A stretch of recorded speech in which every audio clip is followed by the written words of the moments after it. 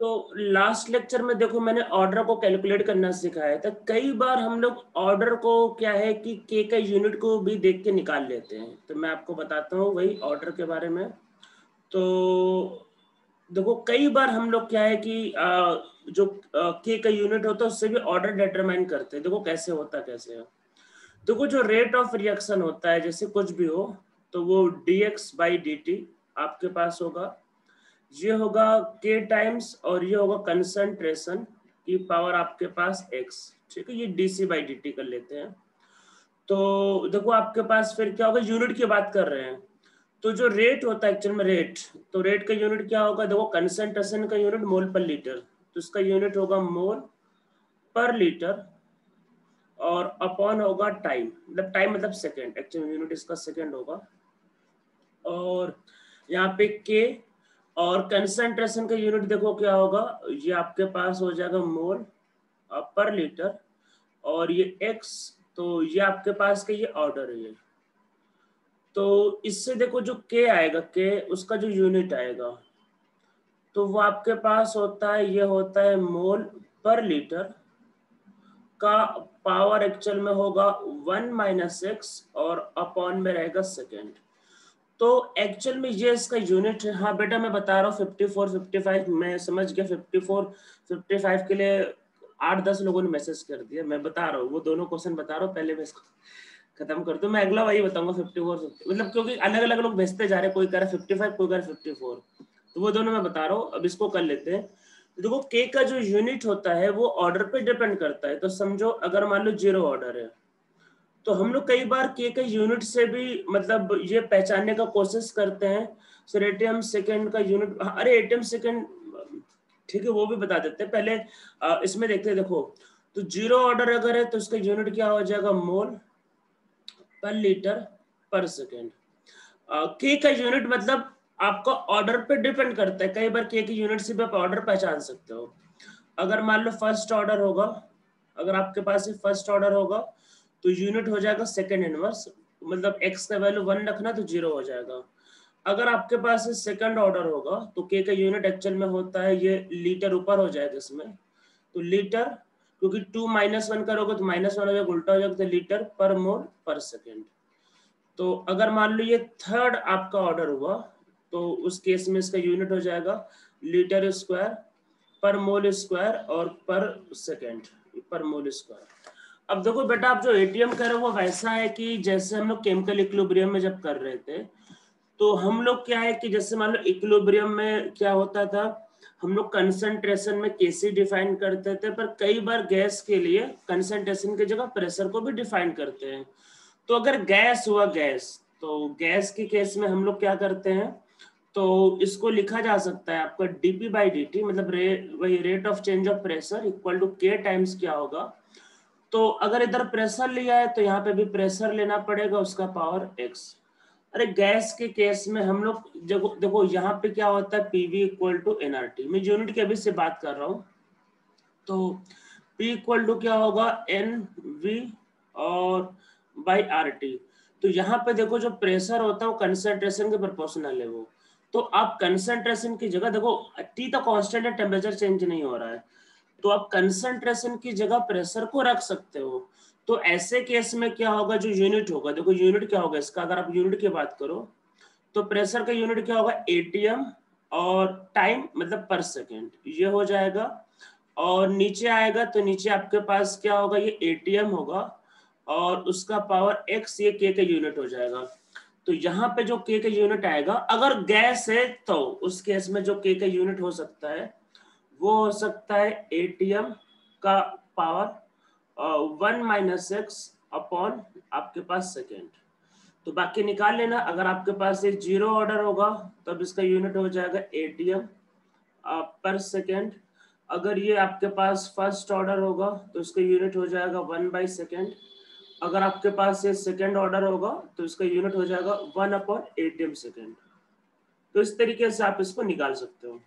ठीक है, तो ये यूनिट के बारे में हो गया। तो हम लोग अब पहले क्वेश्चन में 52 को कर लेते हैं, फिर 54 और 55 में आते हैं। पहले 52। तो क्या कह रहा है कि डिकम्पोजिशन है determination of unit of K. अच्छा, units of time are required, हाँ टाइम का तो सेकंड का तो जरूरत पड़ता है। Unit of concentration are required, वो भी चाहिए। Unit of both time and, दोनों का चाहिए, मतलब दोनों ही चाहिए एक्चुअल में। तो अरे के यूनिट में तो कंसंट्रेट, मतलब के का यूनिट जो होता है, के का यूनिट वो एक्चुअल में कंसंट्रेशन का यूनिट का पावर 1 माइनस एक्स, और ये पर सेकेंड एक्चुअल में। नहीं नहीं नहीं, अच्छा इसमें लेकिन आपके पास ये फर्स्ट ऑर्डर है, हाँ हाँ हाँ हाँ, तो इसमें हाँ ये अच्छा, ये गिवन इक्वेशन के हिसाब से कुछ लोग मैसेज कर रहे हैं, तो इसमें सिर्फ टाइम चाहिए होगा मेरे हिसाब से। हाँ डिग्री 1 है, ठीक ठीक ठीक, हाँ वही वही, हाँ डिग्री 1 है इसमें एक्चुअल गिवन क्वेश्चन के हिसाब से। डिग्री 1 है तो एक्स का वैल्यू 1 लेना पड़ेगा, तो के का यूनिट सिर्फ सेकंड इनवर्स होगा, ठीक है। तो वो आपके पास सिर्फ टाइम आएगा इसमें बस। तो हम लोग आते हैं क्वेश्चन नंबर अच्छा 54 में। देखो बेटा ये जो क्वेश्चन नंबर जो 54 है एक्चुअल में, ये कोई नया क्वेश्चन एक्चुअल में नहीं है। इसमें लास्ट लेक्चर में मैंने आपको जो लास्ट में पढ़ाया था उसको ही इन लोगों ने फॉर्मूले के फॉर्म में बना दिया। ये मेरे हिसाब से वही हाफ लाइफ वाला ही मेथड है ये। नहीं अच्छा ये आपका वेंट ऑफ मेथड, अच्छा वेंट ऑफ मेथड दिया हुआ है।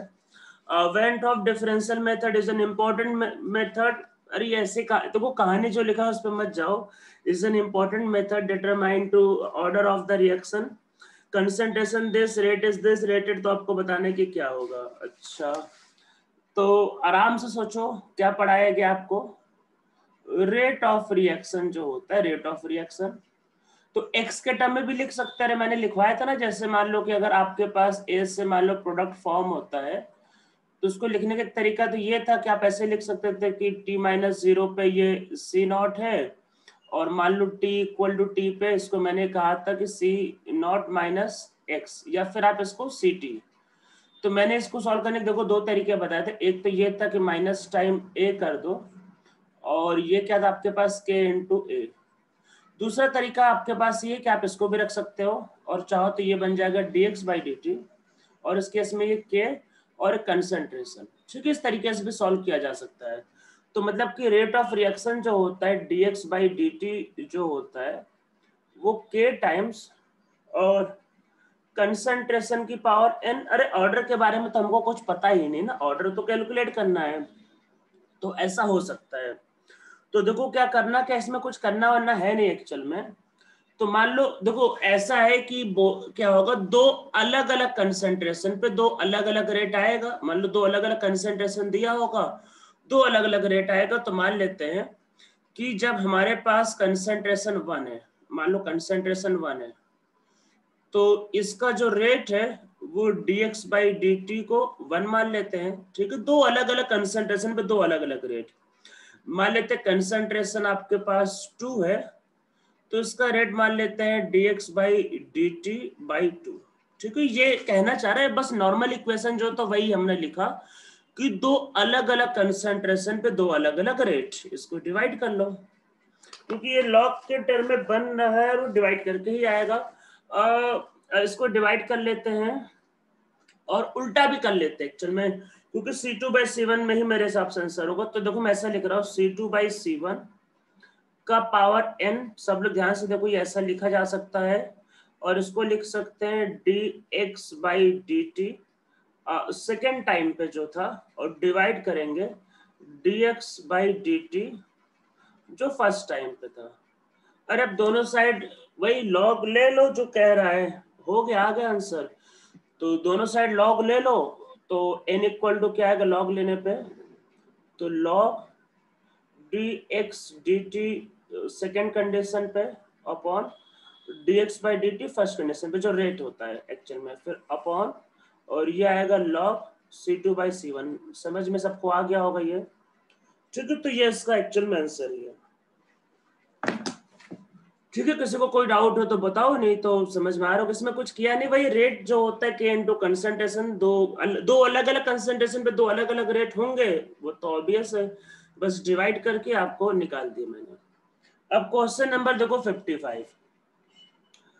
तो क्वेश्चन नंबर 55 में देखो सबसे पहले मुझे आप लोगों को ये बात कहनी है कि आप लोगों को हो सकता है पढ़ के लगे कि आंसर रॉन्ग दिया है, मतलब ऐसा लग सकता है कि आपको आंसर, क्योंकि ये बहुत फेमस क्वेश्चन है, मतलब ये ऐसा क्वेश्चन है जो हर साल बच्चे पूछते हैं, और पूछने वालों का संख्या 90% रहता है। मतलब जैसे आप लोगों में 4-5 को ही शायद आया होगा, या हो सकता है कि और ज्यादा को आया, हो सकता है कि किसी को ना आया हो। तो क्वेश्चन नंबर 55 जो है ये नॉर्मली बहुत कम लोगों से बनता है। ये ऐसा नहीं कि बहुत डिफिकल्ट क्वेश्चन है पहली बार में, लेकिन आप जो कहना चाह रहे हो वो सोचते नहीं हो। मतलब होता है कि कई बार जो क्वेश्चन कहता है वो हमारे दिमाग में स्ट्राइक नहीं करता है। तो 55 में हो सकता है आपको देख के लगे कि आंसर रॉन्ग है, पर एक्चुअल में ना इसका आंसर रॉन्ग है ना कुछ गलत है, एकदम सही क्वेश्चन है। तो क्वेश्चन जो कहना चाह रहा है उसको करने के पहले देखो मैं कुछ बातें रिपीट करवा देता हूँ, क्योंकि क्वेश्चन में हाफ लाइफ की बात कर रहा है, हाफ लाइफ का। और होता क्या है कि हम लोग रेट में ही मतलब आपका बिजी रहते हैं सोचने में, हाफ लाइफ के बारे में सोचते ही नहीं है। तो देखो रेट में ये बताए पहली बात कि आपका ये होता है कंसंट्रेशन की पावर जीरो ऑर्डर के लिए, कि जीरो ऑर्डर का जो रेट होता है वो इंडिपेंडेंट होता है और फर्स्ट ऑर्डर में प्रोपोर्शनल होता है, वो तो ठीक है, पर रेट में ऐसा होता है, हाफ लाइफ में नहीं। हाफ लाइफ में क्या बताया ये पहले ध्यान से समझो। हाफ लाइफ में ये पढ़ाया गया है कि अगर जीरो ऑर्डर होगा तो जो हाफ लाइफ होगा वो सी नॉट के प्रोपोर्शनल है। मतलब कंसंट्रेशन ज्यादा तो हाफ लाइफ ज्यादा, यही बताया गया है आप लोगों को। अगर फर्स्ट ऑर्डर होगा तो जो हाफ लाइफ है वो कांस्टेंट होता है, मतलब कि वो इंडिपेंडेंट ऑफ कंसंट्रेशन। ये बात ध्यान रखना कि फर्स्ट ऑर्डर के लिए हाफ लाइफ कांस्टेंट होता है, ये इंडिपेंडेंट होता है कंसंट्रेशन के। एक्चुअल में क्वेश्चन में हाफ लाइफ से बोलना चाह रहा है, पर हम लोग रेट में ही सोचते हैं जिसकी वजह से आंसर रॉन्ग आ जाता है। ये हाफ लाइफ में कहना चाह रहे हैं, ये बात को ध्यान रखना। अब देखो जो कह रहा है उसको समझते हैं। The inversion of cane sugar, देखो वैसे इन्वर्जन वो एक्चुअल में जो आइसोमेरिज्म में पढ़ाया था वही है कि आर का एस हो जाना, ये इन्वर्जन का मतलब है, ऑप्टिकल प्रॉपर्टी उल्टा हो जाना। Inversion of cane sugar proceeds with half life of 600 minute at pH equal to 5। तो हाफ लाइफ की बात कर रही है, बात ध्यान रखना। हाफ लाइफ कितना गिवन है 600 मिनट, जब पीएच कितना है 5। देखो पीएच का मतलब ये हुआ कि पीएच होता है, देखो कुछ लोगों को शायद ना पता हो पर मेरे हिसाब से 80% लोगों को तो पता ही होगा, मैंने एक ही बैच को छोड़ के बाकी सबको पढ़ा दिया वैसे। तो H प्लस यहाँ पे क्या होगा, ये होगा 10⁻⁻⁵, ठीक है, इसका मतलब है। और फिर कह रहा अगर पीएच को 6 कर दिया, देखो अब देखो आगे क्या कह रहा है कि जो हाफ लाइफ है ये 60 मिनट हो गया है जब पीएच कितना हो गया है 6। तो देखो पीएच 6 का मतलब क्या है कि माइनस लॉग H प्लस 6 हो रहा है, या फिर आपके पास जो H प्लस की जो वैल्यू है ये 10⁻⁻6 है। तो आप आराम से समझो, जीरो ऑर्डर में क्या होता है, कंसंट्रेशन ज्यादा होता है तो हाफ लाइफ ज्यादा होती है, यही तो पढ़ाया गया है। तो यहाँ पे देखो H प्लस 10⁻⁻5 है तो हाफ लाइफ कितना है 600 मिनट। कंसंट्रेशन कम हो गया किसका, H प्लस का, तो हाफ लाइफ कम हो गया। वो भी देखो कितना, कंसंट्रेशन देखो 10 टाइम कम हुआ तो हाफ लाइफ भी 10 टाइम कम हुआ। एग्जैक्टली जितना कंसंट्रेशन में डिक्रीज उतना ही हाफ लाइफ में डिक्रीज। तो ये किसका प्रॉपर्टी होता है, ये जीरो ऑर्डर का प्रॉपर्टी होता है। हाफ लाइफ के बारे में ये कह रहा है, ध्यान रखना, बोल रहा है हाफ लाइफ डिक्रीज के, आप आराम से पढ़ो। हाफ लाइफ चेंज किया है 60 मिनट, तो हाफ लाइफ चेंज होता है तो वो जीरो ऑर्डर रिएक्शन होता है। इसका मतलब ये हुआ कि पहले हम लोग इसमें लिख लेते कि जो रेट एक्चुअल में जो होगा वो एक्चुअल में H पॉजिटिव का उसमें पावर 0 है। मतलब H पॉजिटिव, देखो हम लोग H पॉजिटिव की बात कर रहे हैं, इसका कंसंट्रेशन कम तो हाफ लाइफ भी कम। तो मतलब कि H पॉजिटिव का जो ऑर्डर होना चाहिए वो 0 ऑर्डर होना चाहिए, ये पहली बात। अब आगे देखो क्या बोल रहा है इसमें, अच्छा नहीं अच्छा केन शुगर के बारे में, हाँ एक चीज और, इसमें एक चीज और लिखा हुआ था, inversion of cane sugar proceed with half life of 600 minute at pH equal to 5 for any concentration of sugar। तो देखो एक चीज और समझो कि जो हाफ लाइफ है ये 600 मिनट है, और बोला है कि शुगर का कोई भी आपका concentration, for any concentration of sugar, मतलब कि शुगर के कंसंट्रेशन से हाफ लाइफ इंडिपेंडेंट है। आप आराम से पढ़ो, बोल रहा है कि हाफ लाइफ शुगर के कंसंट्रेशन पे डिपेंड नहीं करता है। अरे ये फर्स्ट ऑर्डर की प्रॉपर्टी है। फर्स्ट ऑर्डर के केस में जो हाफ लाइफ होता है वो कंसंट्रेशन पे डिपेंड नहीं करता है। इसका मतलब ये हुआ कि वो शुगर के रेस्पेक्ट में क्या होगा, उसका ऑर्डर 1 होना चाहिए, तभी इसका जो हाफ लाइफ होगा इंडिपेंडेंट होगा। समझ में आ गया सबको? ये देखो मैंने माइक ऑन किया है, किसी को कुछ बोलना है, कुछ पूछना है तो आप बोल सकते हो। अगर किसी को भी डाउट लग रहा, हाफ लाइफ के टर्म में क्वेश्चन बोल रहा था। जीरो ऑर्डर के केस में हाफ लाइफ मतलब प्रोपोर्शनल होता है, फर्स्ट ऑर्डर के केस में इंडिपेंडेंट होता है। तो शुगर के कंसंट्रेशन पे हाफ लाइफ डिपेंड नहीं कर रहा, तो शुगर का पावर 1 होना चाहिए, फर्स्ट ऑर्डर होना चाहिए। और H प्लस पे डिपेंड करता है तो H प्लस का ऑर्डर आपको 0 होना चाहिए। मेरे हिसाब से सबको क्लियर हो। नो का मतलब क्या है कि समझ में नहीं आया या फिर समझ में आ गया? डाउट नहीं है। एक्चुअली नो बहुत कंफ्यूजिंग वर्ड है। मेरे हिसाब समझ में आ गया होगा ना सबको?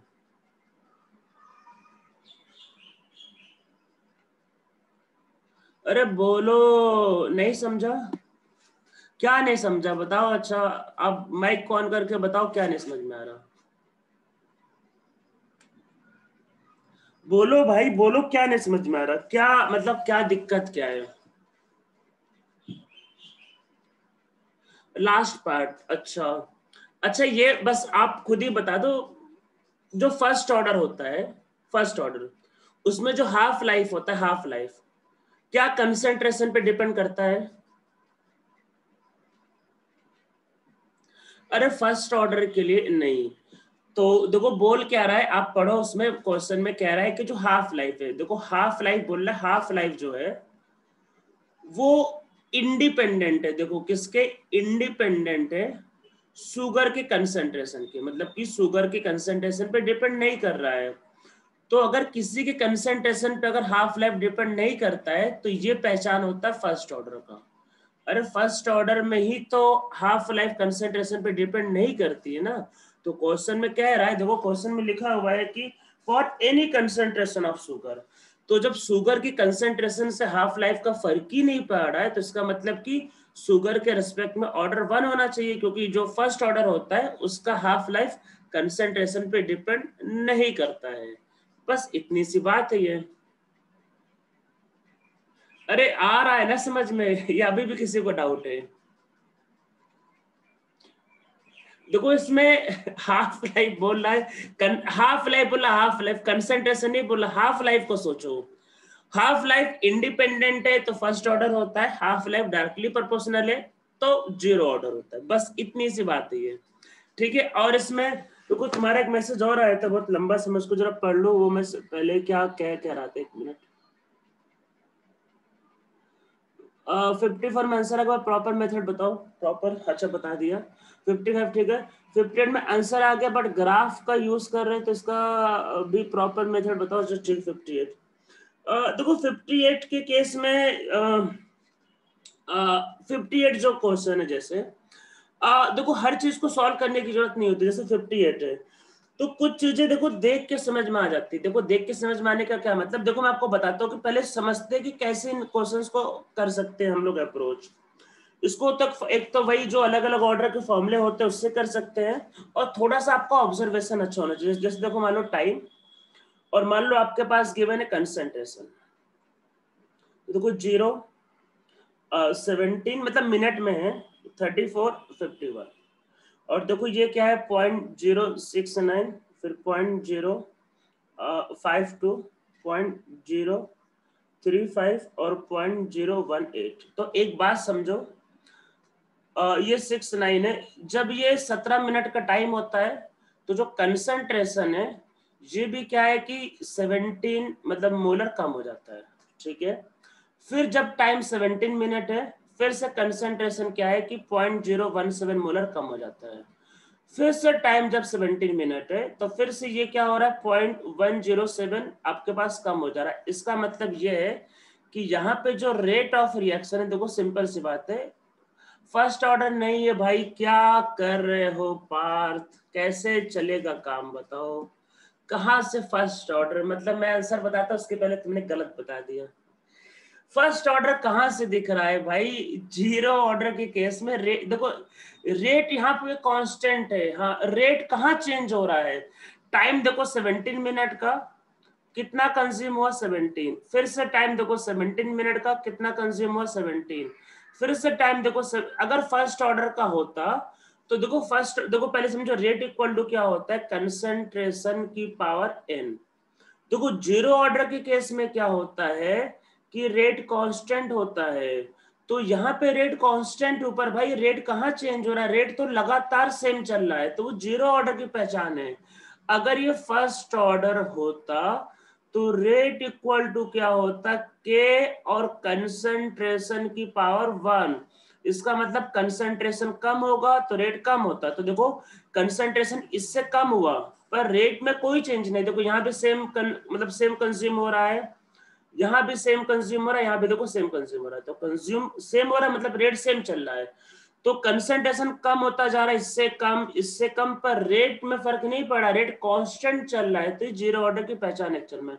हाँ बेटा वो ग्राफ मतलब आप जो कह रहे हो कि डीसी बाई डी कर सकते हो, वो वही सेम चीज मैं आपको कहने ये चाह रहा हूँ कि इसको कुछ करने की जरूरत नहीं, आप इसको देख के बता सकते हो। देखो देख के पता चल जाता है, अगर रेट कांस्टेंट चल रहा है तो इसका मतलब वो जीरो ऑर्डर है। वो अगर फर्स्ट ऑर्डर होगा तो रेट कम होने लगता है और सेकेंड ऑर्डर होगा तो ज्यादा स्पीड में कम होने लगेगा। तो अगर देख के ही समझ में आ रहा कि कांस्टेंट है तो by default zero order. First order second order के केस में आपको इसमें थोड़ा सा वो मेथड यूज करना पड़ेगा, हिट एंड ट्रायल मेथड, कि एक बार फॉर्मूले में आपको रख के मैच करवाना पड़ेगा कि सही हो रहा है कि नहीं हो रहा। पर नॉर्मली मैंने जो देखा है ऐसे क्वेश्चंस अगर आप वैल्यू को बहुत ध्यान से देखो तो आपको आइडिया वैसे लग जाता है कि मतलब कांस्टेंट चल रहा है या फिर एक ही तरीके से डिक्रीज कर रहा है। पर आपने बताया था वन ऑर्डर का टी सेम होगा। बेटा मैंने कब बताया था फर्स्ट ऑर्डर का टी सेम होगा?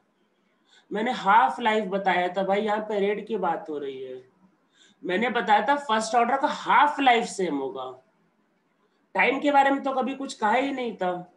मैंने ये कहा था कि फर्स्ट ऑर्डर का हाफ लाइफ सेम होता है, वो कंसंट्रेशन पे डिपेंड नहीं करता है। यहाँ पे बेटा एक्चुअल में रेट की बात हो रही है कि एक मतलब इंटरवल में एक कांस्टेंट रेट से चलता जा रहा है। वो टाइम के बारे में ऐसा कुछ नहीं कहा था, आपको समझ में आ रहा है मैं बता क्या रहा हूँ? फर्स्ट ऑर्डर का भाई हाफ लाइफ कांस्टेंट होता है, हाफ लाइफ। पर यहाँ पे जो देखो आप याद करो मैंने कुछ ऐसे ग्राफ प्लॉट करवाए थे जैसे जीरो ऑर्डर के लिए। ग्राफ मतलब ये इस तरीके से कि जैसे ये जीरो है मतलब सॉरी सी नॉट है और ये सी नॉट बाई 2, अगर इसका टाइम टी लगा तो ये जीरो हो मतलब देखो ये आधा कंज्यूम हो गया, इसका टाइम टी, तो इसमें आधा कंज्यूम होने में टाइम टी लगेगा। मैंने ये कहा था जीरो ऑर्डर के लिए। अरे फर्स्ट ऑर्डर के लिए तो मैंने ये कहा था कि अगर ये सी नॉट है तो सी नॉट बाई 2 होने में टी का टाइम, तो सी नॉट बाई जब आपके पास 4 होगा तब भी आपके पास देखो टी का टाइम। तो यहाँ पे आप समझो कि इन दोनों का हम लोग डिफरेंस ले रहे हैं, डिफरेंस। तो यहाँ पे देखो डिफरेंस देखो क्या आ रहा है, डिफरेंस मेरे हिसाब से ये सी नॉट बाई 4 का आ रहा है। यहाँ पे डिफरेंस देखो कितना है, सी नॉट बाई 2 का। देखो डिफरेंस कहीं पे भी सेम नहीं है। मैंने कहा था फर्स्ट ऑर्डर जीपी के जैसे रहता है, याद करो जीरो ऑर्डर एपी के जैसे रहता है, उसमें डिफरेंस देखते हैं। सेकेंड ऑर्डर जीपी के जैसे रहता है, उसमें रेशियो देखते हैं। जहां पे ऊपर वाले में कंसंट्रेशन का डिफरेंस और टाइम का डिफरेंस सेम है, सेम रेट से रिएक्शन चल रहा है, वो आपका सिंपली जीरो ऑर्डर रिएक्शन होगा। ठीक है, तो हम लोग अब आगे बढ़ते हैं। किसी और को कुछ बताना है अभी? ठीक है, तो हम लोग आगे बढ़ते हैं। देखो हम लोगों का नेक्स्ट टॉपिक है टेम्परेचर कोफिशिएंट। तो देखो मैं जो बताने जा रहा हूं एक्चुअल में इसको ध्यान से समझना। पहले मतलब कुछ बातें देखो हम लोगों ने पहले क्या किया, पहले ये किया कि ऑर्डर आपको मतलब दिया रहता है, उस पर क्वेश्चन रहते हैं। सेकंड वाले पार्ट में कई बार ऑर्डर निकालना पड़ता है और ऑर्डर एक्सपेरिमेंटल वैल्यू होता है। ऑर्डर और मॉलिक्यूलरिटी के बारे में हम लोग इस चैप्टर के लास्ट में फिर से करेंगे। ऑर्डर और मॉलिक्यूलरिटी में क्या क्या डिफरेंस है, इस पे इस टॉपिक के बाद आगे आएगा एक दोबारा फिर से कि ऑर्डर और मॉलिक्यूलरिटी में डिफरेंस क्या है। क्योंकि आगे हम लोग ऑर्गेनिक केमिस्ट्री पढ़ेंगे तो जहां पे रिएक्शंस में कई बार बोलेगा कि ये ऐसा ऑर्डर वैसा ऑर्डर है, तो उसके बारे में वो रिएक्शंस का ऑर्डर को समझने के लिए तो आगे कॉन्सेप्ट आपको बताया जाएगा कि ऑर्डर और मॉलिक्यूलरिटी में डिफरेंस, वो इसके बाद आएगा। तो हम लोग अब ये क्या करने जा रहे हैं कि टेम्परेचर के अकॉर्डिंग कि रिएक्शन के रेट में क्या फर्क पड़ता है। तो पहले मेरे एक बात समझ लो, देखो मैं ये बात जो बताने जा रहा हूँ, ये बात मतलब कि काफी लोगों को समझ में आ जाती है, पर अगर एग्जाम में क्वेश्चन आ जाए, और मैं आपको सही बता रहा हूँ कि अगर एग्जाम में क्वेश्चन आ जाए जो मैं बताऊंगा अभी, तो 50% से ज्यादा लोग उसको गलत करके आएंगे। और ये मतलब कंफर्म है। ये कुछ बातें मैंने आप लोगों को पिछले 1 साल में बताया होगा कई बार कि इसको ध्यान रखना, गलत करोगे उसके बाद भी आपने कई जगहों पे गलत किया है, मतलब मेरे बोलने के बाद भी। तो मैं अभी जो बताने जा रहा हूँ, हो सकता है मेरे बताने के बाद भी आप गलत करो, कई चीजें होती जो सुधरती नहीं है, उनमें से ये वाला टॉपिक भी है। तो पहले देखो आराम से समझो, अगर आप टेम्परेचर बढ़ाओगे, टेम्परेचर को इंक्रीज करने से काइनेटिक एनर्जी बढ़ेगी। मतलब टेम्परेचर बढ़ाया तो मतलब भाई गैस का या किसी भी मॉलिक्यूल का काइनेटिक एनर्जी बढ़ेगा।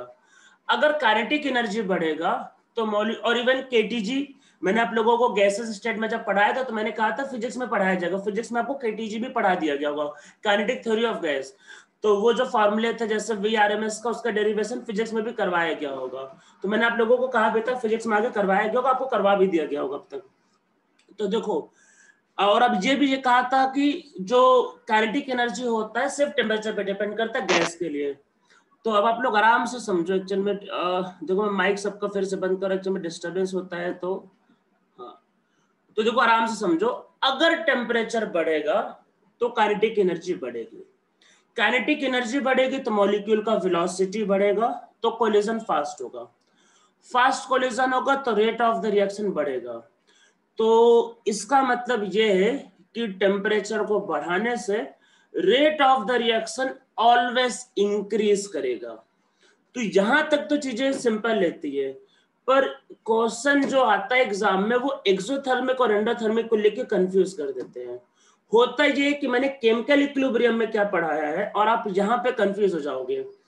केमिकल इक्विलिब्रियम में ये पढ़ाया गया है, केमिकल इक्विलिब्रियम में अगर एक्सोथर्मिक रिएक्शन है तो टेम्परेचर को बढ़ाने से के का वैल्यू कम होता है। इक्विलिब्रियम में पढ़ाया था, इक्विलिब्रियम में क्या पढ़ाया था कि टेम्परेचर को बढ़ाने से अगर रिएक्शन एक्सोथर्मिक है तो के का वैल्यू कम होगा, और वही के मतलब इक्विलिब्रियम कांस्टेंट। और अगर एंडोथर्मिक रिएक्शन है तो टेम्परेचर को कम करेंगे तो आपका क्या होता है कि जो के की वैल्यू होती बढ़ती है। ये सब इक्विलिब्रियम में होता है, यहाँ पे ऐसा नहीं करना है।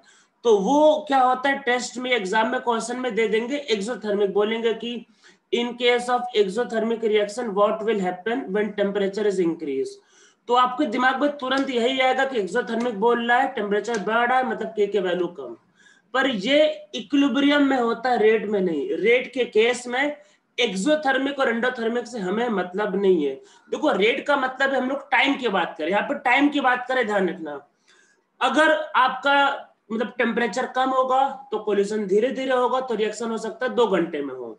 हमको रिएक्शन कंप्लीट कब होगा उससे मतलब है, हमें इससे मतलब नहीं है प्रोडक्ट ज्यादा बना है कम बना। देखो दो चीजें हैं। इक्विलिब्रियम में क्या पढ़ाया था कि अगर टेम्परेचर को बढ़ाओगे एक्सोथर्मिक के केस में तो प्रोडक्ट कम बनेगा, मैंने कहा था वहां पे प्रोडक्ट का अमाउंट कम होगा। हमको इस चैप्टर में अमाउंट से लेना देना नहीं है, हमको मतलब है कि रिएक्शन कितने में कंप्लीट हो रहा है।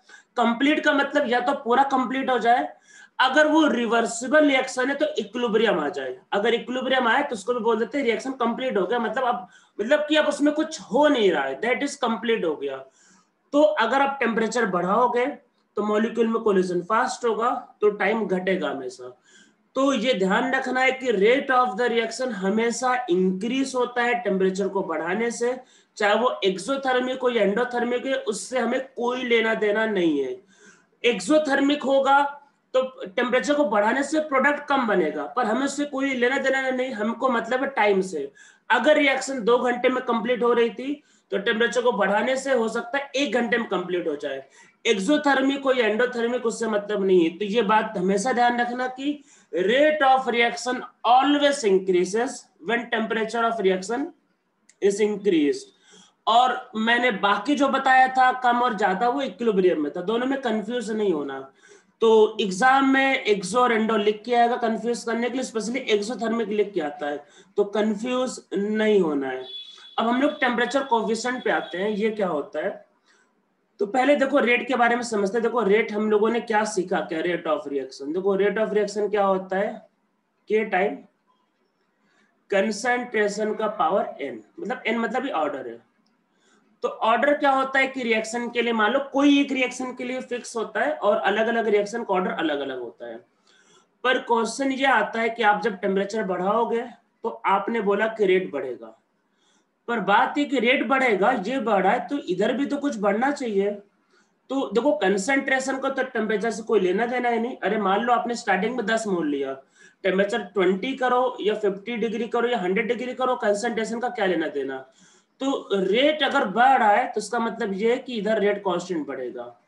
तो टेम्परेचर को बढ़ाने से रेट ऑफ द रिएक्शन बढ़ता है, इसका मतलब कि रेट कांस्टेंट भी बढ़ेगा। मतलब ये वैसे जैसे इक्विलिब्रियम में था कि इक्विलिब्रियम का के सिर्फ टेम्परेचर पे डिपेंड करता था, वैसे भी रेट कांस्टेंट का के भी टेम्परेचर पे डिपेंड करता है। तो जब टेम्परेचर को आप बढ़ाते हो तो रेट बढ़ता है, इसका मतलब यही कहना चाह रहा है कि जो रेट कांस्टेंट होता है, रेट कांस्टेंट, वो बढ़ेगा ऑलवेज। इसमें रिएक्शन से कोई देना, मतलब कोई लेना देना नहीं, एक्सोथर्मिक कि एंडोथर्मिक, ये हमेशा इंक्रीज करेगा। ये बात पहले आपको ध्यान रखना है। अब टेम्परेचर कोएफिशिएंट क्या कहता है, हम लोग टेम्परेचर को 10 डिग्री से बढ़ाएंगे और जितना टाइम भी रेट का इंक्रीज होगा वो कहलाता है टेम्परेचर कोएफिशिएंट। मैं बताता हूं कि क्या है, इसको थीटा से इंडिकेट करते हैं।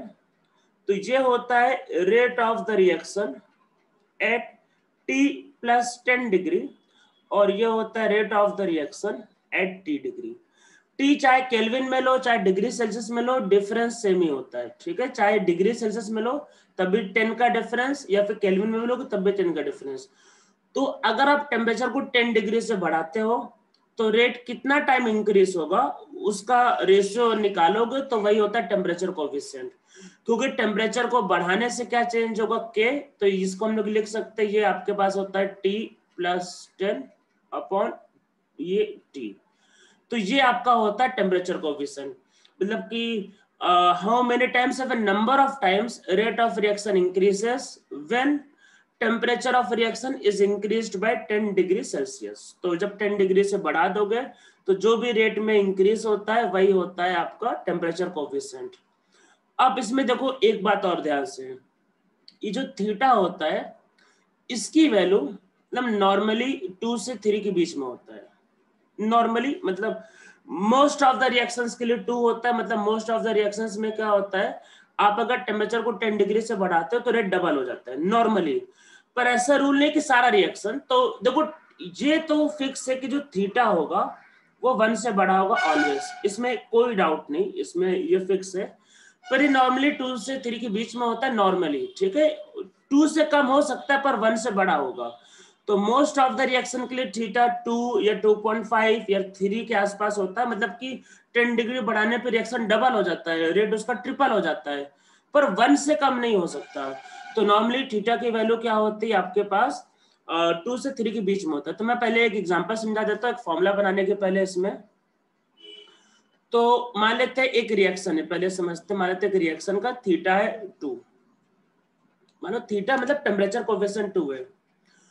तो ऐसा समझ लेते हैं कि अगर मतलब मान लेते हैं टेम्परेचर अगर आपके पास 25 डिग्री गिवन है और वहां पे जो रेट है वो आर गिवन है, और अगर आपसे पूछे कि अगर टेम्परेचर मान लो 55 डिग्री हुआ तो रेट क्या होगा, तो कोई इसका आंसर बता सकता है कि क्या होगा। थीटा 2 है, टेम्परेचर 25 डिग्री पे रेट आर मैंने बोल दिया, तो 55 में आर के टर्म में बताओ रेट कितना होगा। कोई बता सकता है इसको क्या हो सकता है, मैसेज करो अगर किसी को समझ में आ रहा है तो।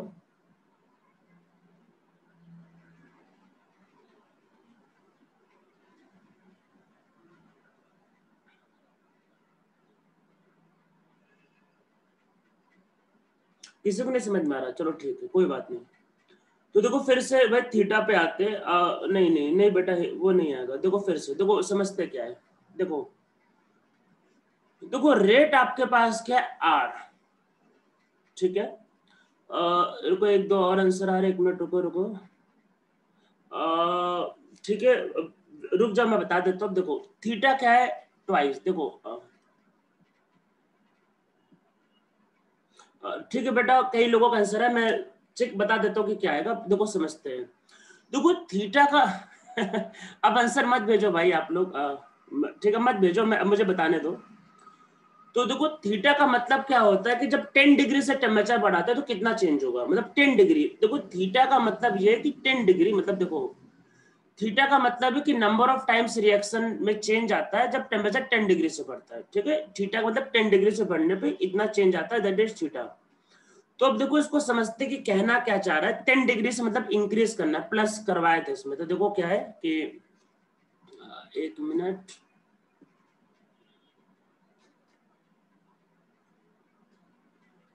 तो देखो जब टेम्परेचर 25 डिग्री है तो ये आर है, थीटा डबल दिया है, तो इसका मतलब ये हुआ कि जब 35 डिग्री होगा, 10 डिग्री बढ़ा, देखो 10 डिग्री इंक्रीज करे, थीटा का मतलब होता है कि 10 डिग्री बढ़ाने पर रेट कितना बढ़ा। तो ये हो गया 2r, इसका डबल, क्योंकि थीटा 2 है। देखो थीटा का मतलब होता है कि आपके पास r जो होगा 35 डिग्री पे और r अपॉन 25 डिग्री पे, ये इसका मतलब t प्लस 10 अपॉन टी लिखा हुआ था मैंने। तो ये 2r हो गया। अब देखो आप जब 35 से 45 डिग्री जाओगे तो थीटा कितना है, डबल। तो डबल का मतलब कि रेट फिर से डबल होगा, तो ये हो जाएगा 4r। मतलब अब यहां से समझो, यहां से समझो कि यहाँ का रेट 2r, तो उसका रेट होगा उसका डबल 4r। अब देखो आप 45 से जाओगे 55 में मान लो, तो मतलब थीटा ये कहता है कि 10 डिग्री पे बढ़ाने पे रेट कितना बढ़ता है। तो 45 से 55 गए तो थीटा डबल है, मतलब रेट इसका डबल होगा, तो आपके पास होगा 8r।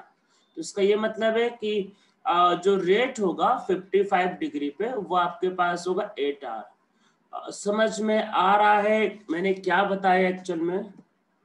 तो ये थीटा का मतलब होता है कि हर 10 डिग्री पे रेट कितना बढ़ता जाता है। तो अब बार बार इतना कैलकुलेशन तो कर नहीं सकते हैं, तो हम लोग इस पे एक फॉर्मूला बनाते हैं। क्या फॉर्मूला होता है? देखो अगर आपको रेट निकालना है सेकेंड वाले टेम्परेचर पे, तो ये क्या होता है, जो रेट होगा आपके पास फर्स्ट वाले टेम्परेचर पे, और आप यहाँ पे लिखो थीटा, और ये होगा T2 माइनस T1 अपॉन 10। जो हमने ऊपर अभी कैलकुलेशन किया उसी चीज को मैंने फॉर्मूले के फॉर्म में बना दिया, T2 T1, और कुछ भी नहीं किया। हम लोग जो कैलकुलेशन अभी कर रहे हैं उसे एक फॉर्मूले के फॉर्म में बना दिया। मैं देखो लिख के दिखाता हूँ, और कुछ भी नहीं किया इसमें, कुछ नया मतलब कोई बड़ा काम नहीं किया, बस उसी को फॉर्मूले के फॉर्म में लिख दिया। अगर आपको रेट निकालना है 55 डिग्री पे, तो रेट 25 डिग्री पे क्या होगा, आर थीटा 2 है, तो ये क्या होगा 55 माइनस 25/10। तो ये क्या होगा आपके पास r, और ये 2 की पावर 3, तो ये आएगा 8r। तो इसी को मैंने फॉर्मूले के फॉर्म में लिख दिया। ये फॉर्मूला लिख लो, पहले अभी एक क्वेश्चन करना है। तो टेम्परेचर कोएफिशिएंट क्या होता है, number of times rate of reaction increases when reaction is increased by 10 degree और 10 केल्विन। क्योंकि चाहे डिग्री सेल्सियस हो चाहे केल्विन हो, डिफरेंस तो सेम ही रहता है दोनों के लिए। तो आपका जब भी 10 डिग्री या 10 केल्विन से टेम्परेचर बढ़ाओगे तो जितना टाइम रेट में इंक्रीज होता है वो आपका थीटा होता है। ठीक है, तो अब इस पे एक न्यूमेरिकल करते हैं हम लोग। पहले इसमें पेन का कलर चेंज कर लेते हैं, एक मिनट रुको जरा, ये भी ब्लैक हो गया है।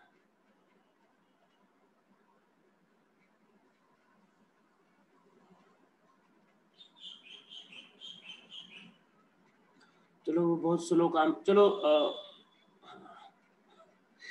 चलो एक क्वेश्चन लिखते हैं।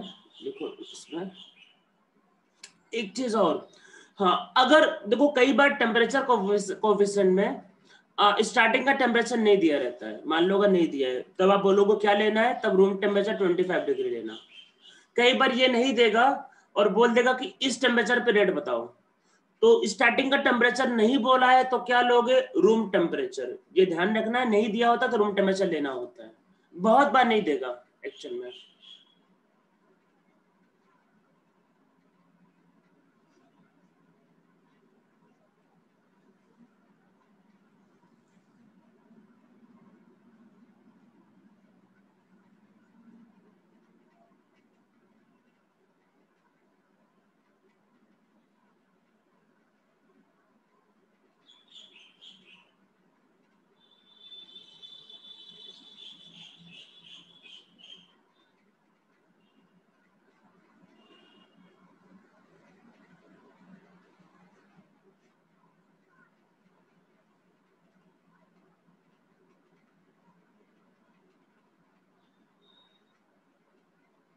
इसका क्वेश्चन, इसको सॉल्व करो सब लोग फटाफट।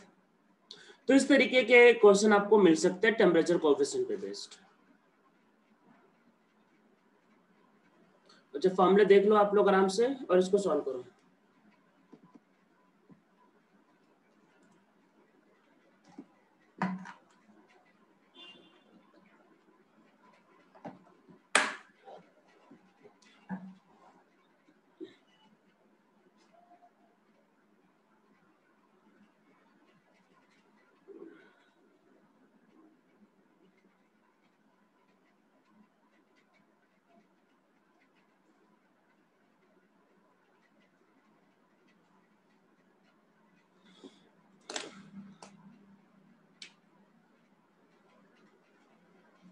करो भाई करो, जिसका आज आंसर भेजो।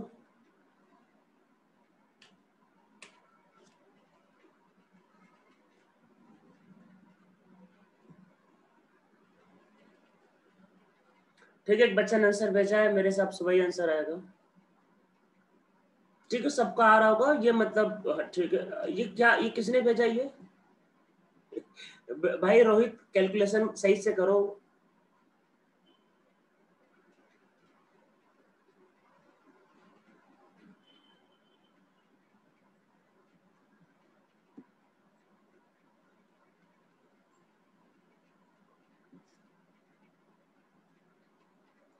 तो मेरे हिसाब से जो रेट होगा वो 5 होगा, और मतलब रेट ऑफ रिएक्शन इज इतना, और ये 3 होगा, और ये मतलब कि 348 माइनस 298/10, मतलब कि ये 5 इंटू 343, यही होगा ना ये? नहीं, अच्छा 243, सॉरी 243 होता है ना ये। तो वही 1215 सबने भेजा है, एक बच्चे को छोड़ के। मेरे हिसाब से वही होगा, आप करके चेक कर लेना, मैं क्या चेक करूँ। ठीक है, तो ये आपका टेम्परेचर कोएफिशिएंट। अब हम लोग इसमें आगे बढ़े। देखो अब इसमें एक बहुत ही फेमस थ्योरी, मतलब टेम्परेचर पे, ये तो स्टार्टिंग में टेम्परेचर कोएफिशिएंट मैंने बता दिया, इन जनरल एक नॉर्मल सा टर्म था, ये याद रखना। रेट रेट हमेशा बढ़ता है। अब दूसरा हम लोग आ रहे अरेनियस इक्वेशन। अरेनियस एक्चुअल में एक पहले वर्ड आया हुआ है एसिड बेस कॉन्सेप्ट में, H प्लस देने वाला एसिड और H प्लस देने वाला, मतलब OH माइनस देने वाला बेस। अरे वो अरेनियस का एक कॉन्सेप्ट था, H प्लस देने वाला एसिड और OH माइनस देने वाला बेस। पर अगर आप एरेनियस का जैसे कभी गूगल पे सर्च करो, एरेनियस मान लो साइंटिस्ट का, तो उसमें ये जो कॉन्सेप्ट ये ऊपर आएगा, और वो मतलब ये इसका ज्यादा फेमस कॉन्सेप्ट है, मतलब मैं कहना चाह रहा हूँ। और वो जो एसिड बेस का कॉन्सेप्ट है वो भी फेमस है, पर वो इसके बाद आता है। जैसे मतलब हर एक चैप्टर की कोई ना कोई पहचान होती है। जैसे मान लो कि केमिकल इक्विलिब्रियम में पहचान थी आपका ली चैटेलियर प्रिंसिपल, आधे चैप्टर में वही था, वैसे ही इस चैप्टर में इसकी पहचान कई बार बोलते हैं ऑर्डर और ये अरेनियस इक्वेशन, यही दो चीजें पूरे चैप्टर में। तो इस टॉपिक में हम लोग के और टी के बीच में रिलेशन निकालेंगे, मतलब यहाँ पे रेट कांस्टेंट के और टी के बीच में रिलेशन निकालेंगे। देखो अभी हमने जब टेम्परेचर कोएफिशिएंट के बारे में कहा तो हमने बोला कि 10 डिग्री से बढ़ाने पर रेट में क्या फर्क पड़ता है। पर क्वेश्चन ये आता है, मान लो अगर हमने टेम्परेचर 15 डिग्री से बढ़ा दिया, तब क्या करेंगे? क्योंकि वो जो वैल्यू होती है वो 10 के मल्टीपल में होगा, तभी टेम्परेचर कोएफिशिएंट वाला वैलिड हो पाएगा। अगर 10 के मल्टीपल में नहीं होगा तो वो वैलिड नहीं हो पाएगा। क्योंकि ऐसा नहीं होता कि आप मतलब सोचो कि अगर मतलब 15 हुआ तो 10 और 20 के बीच का है तो आधा कर दो। अरे ऐसा नहीं होता एक्चुअल में, तो हम लोग उसको हाफ नहीं कर सकते हैं। तो उस केस में फिर क्या करेंगे, उसमें कैसे निकालेंगे? तो वो यहाँ पे आएगा अरेनियस इक्वेशन में, यहाँ पे के और टी के बीच में हम लोग रिलेशन निकालने वाले हैं। तो ये जो कॉन्सेप्ट है अरेनियस का इक्वेशन, मतलब अरेनियस इक्वेशन, ये केटीजी से काफी मतलब इंस्पायर है। ये केटीजी कॉन्सेप्ट का यूज करता है, काइनेटिक थ्योरी ऑफ गैस। मतलब इसमें कुछ आप कह सकते हो हाइपोथेटिकल या इमेजिनरी भी चीजें बोल सकते हो। मतलब इसमें मतलब जो रिएक्शन है वो गैस में ही मान के चल रहा है। मतलब ये जो इक्वेशन जो है ये गैस पे ही मेनली वैलिड है, मतलब बाकी ये सॉलिड या लिक्विड के बारे में नहीं बात करें, या फिर ये जो फॉर्मुलेशन है जो बनाया वो गैस को ध्यान में रख के बनाए हुए फॉर्मूले एक्चुअल में। तो ये ध्यान रखना, ये जो उसने क्वेश्चन बनाया है वो काफी हद तक केटीजे से इंस्पायर है, काइनेटिक थ्योरी ऑफ गैस से इंस्पायर है। Even most of the reaction जो होते हैं एक्चुअल में केमिस्ट्री में वो गैस में ही होते हैं, तो ये गैस पे काफी ज्यादा इंस्पायर है एक्चुअल में। तो देखो मैं आपको बातें बताता जा रहा हूँ, आप लोग जब बाद में लेक्चर का रिकॉर्डिंग देखना तब खुद से लिख लेना, ठीक है। इसमें अब जैसे सारी बातें मैं लिखता जाऊँ उसका कोई मतलब नहीं है, ध्यान से सुनते रहो। आप जब बाद में इसमें रिकॉर्डिंग देखना तो लिख लेना। इसने क्या कि काफी ढेर सारे पॉइंट्स बता रखे, मैं एक एक करके आपको जैसे आपको याद होगा काइनेटिक थ्योरी ऑफ गैस मैंने बहुत से पॉइंट लिखवाए थे। मॉलिक्यूल में कोलिजन होता रहता है, इलास्टिक कोलिजन होता है, स्ट्रेट लाइन में ट्रेवल करता है, दो कोलिजन के बीच में, कई बातें मैंने बताई थी। तो वैसे यहाँ पे भी कुछ बातें मैं बताने जा रहा हूँ, आप बाद में लेक्चर की रिकॉर्डिंग देखते हो सब लिख लेना। तो इसने देखो पहला पॉइंट क्या बोला कि अगर रिएक्शन होना है तो दो मॉलिक्यूल में कोलिजन होना जरूरी है। जैसे मान लो कि नाइट्रोजन और हाइड्रोजन से मिलकर अमोनिया बन रहा है, तो अमोनिया तब बनेगा जब नाइट्रोजन और हाइड्रोजन में कोलिजन होगा। अगर कोलिजन नहीं होगा तो अमोनिया बनेगा ही नहीं। तो इसने बोला कि for a chemical reaction two or more molecule must collide with each other. ये पहला पॉइंट कि मॉलिक्यूल में कोलिजन होना जरूरी है। दूसरा पॉइंट एक्चुअल में ये कि रिएक्शन में क्या होता है, देखो आपको भी पता है रिएक्शन में जैसे अमोनिया में क्या होता है, नाइट्रोजन का बॉन्ड टूटेगा, हाइड्रोजन के बॉन्ड टूटेंगे, अरे हाइड्रोजन में H और H का बॉन्ड टूटेगा, और अमोनिया में क्या होगा, नाइट्रोजन और हाइड्रोजन के बॉन्ड बनते हैं, यही तो होता है। तो उसने बोला कि रिएक्टेंट के बॉन्ड टूटते हैं और प्रोडक्ट के बॉन्ड बनते हैं। आपको पता है, लेकिन ये थ्योरी के पॉइंट्स है, मैं लिखवा देता हूँ, मतलब ये सब पॉइंट्स है इसके अंदर। तो इसने क्या बोला सेकेंड पॉइंट की इन chemical reaction bonds of reactant are broken and bonds of product are formed। ठीक है, तो ये रिएक्शन के टाइम पे होता है, रिएक्टेंट के बॉन्ड टूटते हैं और प्रोडक्ट के बॉन्ड फॉर्म होते हैं। अब इसमें देखो तीसरा पॉइंट इसने क्या बोला कि जब मॉलिक्यूल में कोलिजन होता है, जैसे मान लो मॉलिक्यूल में जैसे कोलिजन हो रहे हैं, तो सारे के सारे कोलिजन से प्रोडक्ट नहीं बनते हैं। अगर आपको काइनेटिक थ्योरी ऑफ गैस याद हो कि वहां पे जैसे हम लोगों ने कोई वेलोसिटी के बारे में बात किया, मान लो VRMS के बारे में बात की, तो हम लोगों ने एवरेज का वैल्यू तो निकाला था कि चलो 3RT बाई मतलब आपके पास m। पर आपको याद होगा मैंने ये कहा था कि सारे मॉलिक्यूल की ये स्पीड नहीं होती, कुछ मॉलिक्यूल की स्पीड काफी कम होती है, कुछ मॉलिक्यूल की स्पीड काफी ज्यादा होती है। सारे मॉलिक्यूल कंटेनर के अंदर सेम स्पीड से ट्रेवल नहीं करते हैं। तो अब क्वेश्चन ये है कि जैसे मान लो नाइट्रोजन और हाइड्रोजन में धीरे से कोलिजन हो गया तो बॉन्ड नहीं टूटेगा ना भाई, बॉन्ड टूटने के लिए तो एनर्जी चाहिए, मतलब बॉन्ड तभी टूटेगा ना जब कोलिजन फास्ट होगा, तेजी से कोलाइड करेंगे तो इनके बॉन्ड टूटेंगे और फिर तभी नए बॉन्ड बनेंगे। तो एरिनस ने क्या कहा कि सारे कोलिजन से बॉन्ड नहीं टूटते हैं और नए बॉन्ड नहीं बनते हैं, सिर्फ वही कोलिजन काम का होगा जहां पे उनकी एनर्जी सफिशिएंट मतलब हाई होगी। जिससे हम लोगों ने क्या था फोटो इलेक्ट्रिक इफेक्ट में, फोटो इलेक्ट्रिक इफेक्ट में ऐसा थोड़ी ना होता कि लाइट गिरा तो मेटल से इलेक्ट्रॉन निकल गया, अरे जब लाइट की एनर्जी सफिशिएंट हाई होगी तभी इलेक्ट्रॉन बाहर निकलेगा।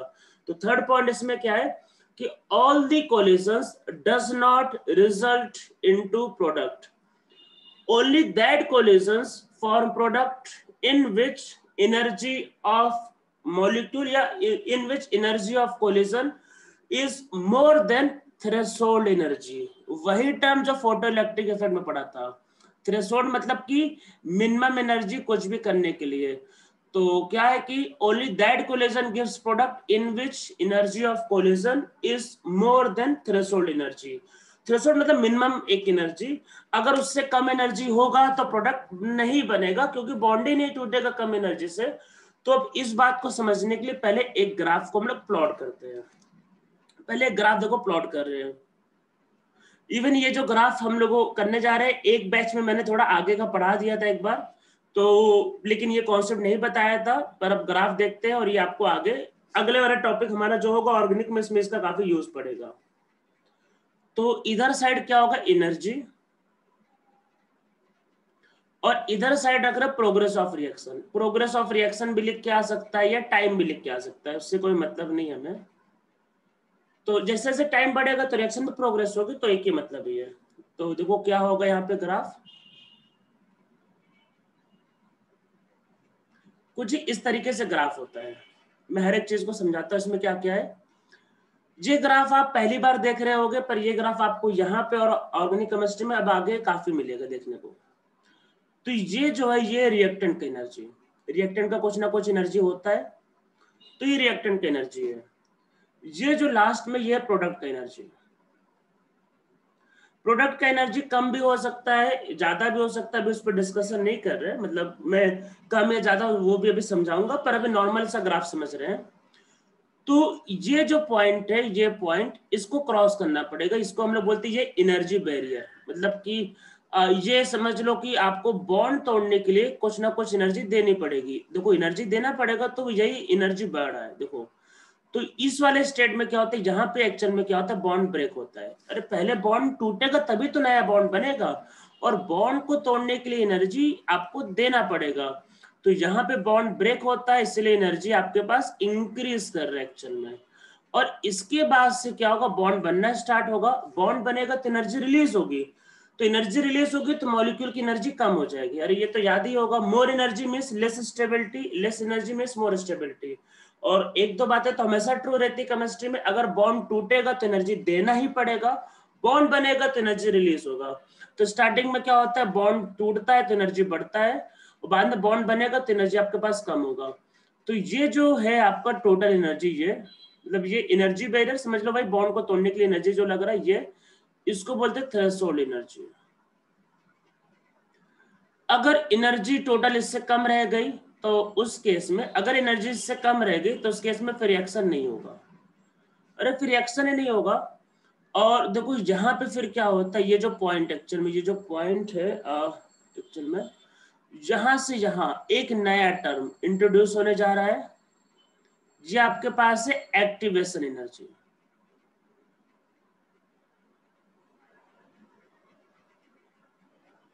ये अब एक्टिवेशन एनर्जी क्या होता है मैं समझाता हूँ। देखो आपको ये बैरियर को क्रॉस करना होगा, ठीक है, तभी आप आगे, मतलब देखो बैरियर मतलब कि बॉन्ड तोड़ोगे तभी तो आगे आप प्रोसीड कर पाओगे।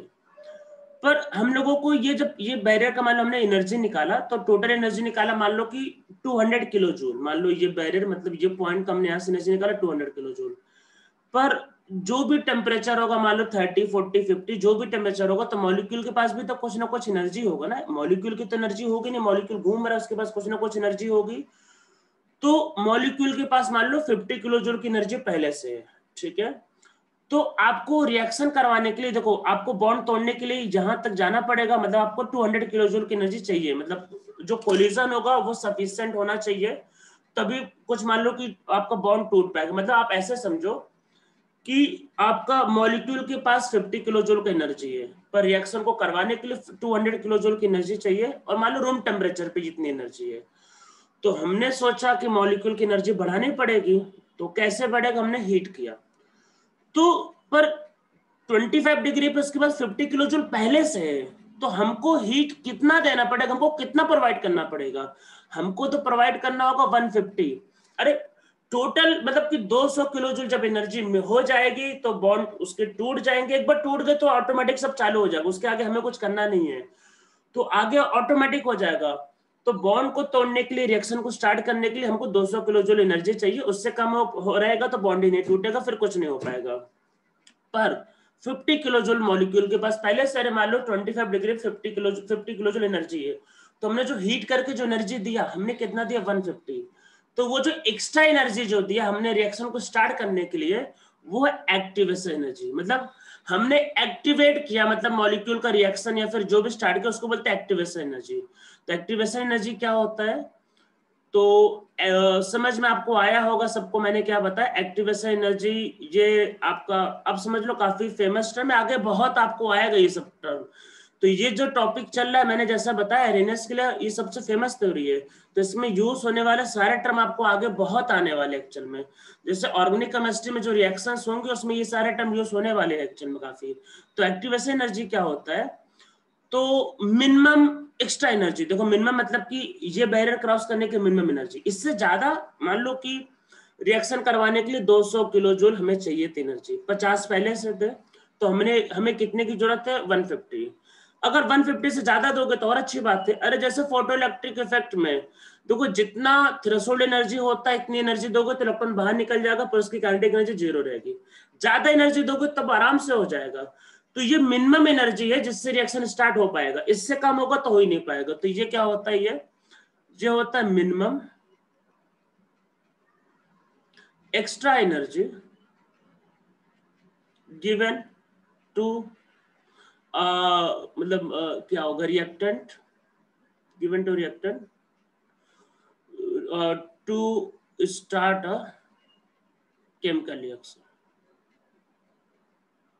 तो स्टार्ट अ केमिकल रिएक्शन। अगर इससे कम होगा तब, उससे कम होगा तो रिएक्शन ही नहीं स्टार्ट हो पाएगी। तो एक्टिवेशन एनर्जी मतलब क्या होता है, एक्टिवेशन एनर्जी आपके पास होता है एक्टिवेशन एनर्जी, फिर क्या हो जाएगा फॉर्मूला, तो ये होता है थ्रेशोल्ड एनर्जी और माइनस होगा एनर्जी ऑफ रिएक्टेंट। तो आप क्या करो, थ्रेशोल्ड एनर्जी में से रिएक्टेंट की एनर्जी माइनस कर दो और उससे आपके पास आ जाएगा एक्टिवेशन एनर्जी। देखो मैं कुछ और स्टार्ट करने के पहले मुझे कुछ बातें एक्चुअल में समझानी है आप लोगों को। कई बार ये सब चीजें होती, मतलब आपके दिमाग में शायद कभी आया हो, कभी आप 9th में 10th में रहे हो, कभी हो सकता है आपके दिमाग में पहले कुछ बात आई हो जिसका आंसर शायद मैंने पहले कभी ना दिया हो एक्चुअल में, और मैंने शायद बोला हो कि इसका आंसर आगे मैं शायद कभी बताऊं, शायद किसी के दिमाग में कभी कुछ आया हो। तो मैं आपको कुछ बातें एक्चुअल में समझाना चाह रहा हूँ जो आपको पता होना चाहिए।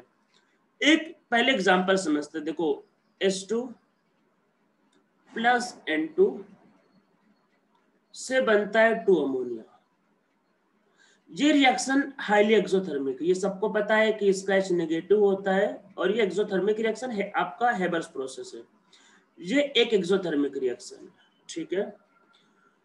अब हम लोग याद करते हैं केमिकल इक्विलिब्रियम में क्या पढ़ा है। इक्विलिब्रियम में मैंने ये पढ़ाया था कि अगर टेम्परेचर कम होगा, इक्विलिब्रियम में याद करते हैं टेम्परेचर अगर कम होगा तो प्रोडक्ट ज्यादा बनता है। एक्सोथर्मिक की केस की मैं बात कर रहा हूँ। अगर एक्सोथर्मिक में मैंने ये पढ़ाया था अगर टेम्परेचर कम होगा तो प्रोडक्ट ज्यादा बनेगा। पर ये जो रिएक्शन एक्चुअल में होता है ये 300 डिग्री के आसपास होता है। तो आपके मन में वैसे ये डाउट होना चाहिए या फिर आना चाहिए हमेशा कि एक्सोथर्मिक रिएक्शन है तो टेम्परेचर जब कम होगा तो अच्छा होना चाहिए, तो इसको 300 डिग्री पे को करवाते, इसको 100 डिग्री पे करवाते तो प्रोडक्ट का यील्ड क्या आएगा, बढ़ जाएगा। पर एक्चुअल में अगर आप इस रिएक्शन को 100 डिग्री पे कराओगे तो ये रिएक्शन होगा ही नहीं। तो ये बात समझो कि एक ही फैक्टर नहीं होता है किसी भी चीज को डिसाइड करने के लिए। मैंने आप लोगों को कई बार बोला होगा कि टेम्परेचर होता है, कैटलिस्ट होता है, वो कई फैक्टर को सोच के डिसाइड होता है। ऐसा नहीं होता कि कुछ रैंडम वैल्यू कुछ भी ले लिया। अब ये एक्सोथर्मिक रिएक्शन, इसका ये मतलब नहीं कि आप 100 डिग्री लोगे तो अच्छा होगा, 100 डिग्री पे रिएक्शन ही नहीं होगा। क्योंकि किसी भी रिएक्शन को स्टार्ट करने के लिए आपको एक एक्टिवेशन एनर्जी की जरूरत पड़ती है, और एक्टिवेशन एनर्जी का मतलब कि एक मिनिमम टेम्परेचर की जरूरत पड़ती है। अब आपको इसमें नाइट्रोजन का बॉन्ड तोड़ना है जो कि एक अच्छा खासा स्ट्रॉन्ग बॉन्ड है, तो वो 100 डिग्री पे टूटेगा ही नहीं, और जब टूटेगा नहीं तो रिएक्शन ही नहीं होगा। तो आप एक कॉन्सेप्ट का यूज करके ये डिटरमाइन नहीं कर सकते टेम्परेचर क्या होगा। हमको ये भी देखना होता है कि मतलब रिएक्शन स्टार्ट होगा कि नहीं होगा, रिएक्शन को करवाने में टाइम कितना लग रहा है। अब देखो अगर आप इसमें टेम्परेचर कम लोगे मान लो, तो ये भी हो सकता है कि रिएक्शन पता चला कि 1 हफ्ते में हो रही है, तो वो भी किसी काम का नहीं। अरे रिएक्शन का स्पीड भी ठीक होना चाहिए। तो जैसा रेट में बताया कि टेम्परेचर बढ़ाने से रेट बढ़ेगा, तो उसका रेट सही होना चाहिए, वो हो जाना चाहिए। और ऐसा भी नहीं होना चाहिए कि पता चला रेट आपको ज्यादा चाहिए तो आपने टेम्परेचर उसको 1000 डिग्री कर दिया। अरे 1000 डिग्री करोगे तो अमोनिया का जो प्रोडक्ट का जो यील्ड है वो कम हो जाएगा, अमोनिया का अमाउंट कम हो जाएगा, तो वो भी सही नहीं है। तो हम चाह रहे अमोनिया भी ठीक ठाक बने, रेट भी ठीक ठाक हो, तो इसीलिए इन सब फैक्टर को सोच के टेम्परेचर डिसाइड होता है। टेम्परेचर सिर्फ एक फैक्टर को रख के डिसाइड नहीं किया जाता है, आपको मेरे हिसाब से समझ में आ रहा होगा। सिर्फ आप इस पे भी नहीं कह सकते कि रेट बढ़ाओ तो टेम्परेचर 1000 डिग्री कर दो। 1000 कर दोगे तो अमोनिया का जो अमाउंट है बहुत कम बनेगा, क्योंकि एक्सोथर्मिक रिएक्शन है, और कम कर दोगे तो बनेगा ही नहीं एक्चुअल में। तो हर एक फैक्टर को सोच कम करने पे एक्चुअल में वही बैरियर को क्रॉस नहीं कर पाएगा। हर एक फैक्टर को सोच के टेम्परेचर डिसाइड होता है एक्चुअल में। तो अगर किसी भी रिएक्शन को करवाना है तो आपको ये एक्टिवेशन एनर्जी का बैरियर या थ्रेशोल्ड एनर्जी का बैरियर क्रॉस करना पड़ेगा। मतलब आपको एक मॉलिक्यूल को एक एक्स्ट्रा एनर्जी देना ही पड़ता है जिसको बोलते हैं एक्टिवेशन एनर्जी, जिससे रिएक्शन हो सके। अगर नहीं दोगे तो फिर रिएक्शन ही नहीं होता एक्चुअल में। अब हम लोग इसमें फिर से थोड़ा सा देखते हैं, ये आपको ग्राफ समझ में आएगा। अब थोड़ा समझते हैं एक्सोथर्मिक एंडोथर्मिक इस ग्राफ के थ्रू। तो देखो आराम पर भी अभी मैं आपको ये ग्राफ में ही थोड़ा सा एक्सोथर्मिक एंडोथर्मिक समझा रहा हूँ एक्चुअल में। कई बार ये ग्राफ ही आ जाता है और बोलता है रिएक्शन का हेट निकालो, तो अरे जो पढ़ाया थर्मोडायनेमिक्स में, अभी ज्यादा थर्मो यूज नहीं होगा, थोड़ा सा बस एक फॉर्मूला यूज होगा कि जो हीट ऑफ रिएक्शन होता है वो क्या होता है, वो होता है energy of product minus energy of reactant. अरे यही तो मैंने पढ़ाया था आप लोगों को थर्मोडायनेमिक्स में। किसी भी रिएक्शन का हीट निकालना है तो प्रोडक्ट में से रिएक्टेंट की हीट को माइनस कर दो। तो अब इस ग्राफ को फिर से देखते हैं। देखो इस ग्राफ को हम लोगों को देखना है।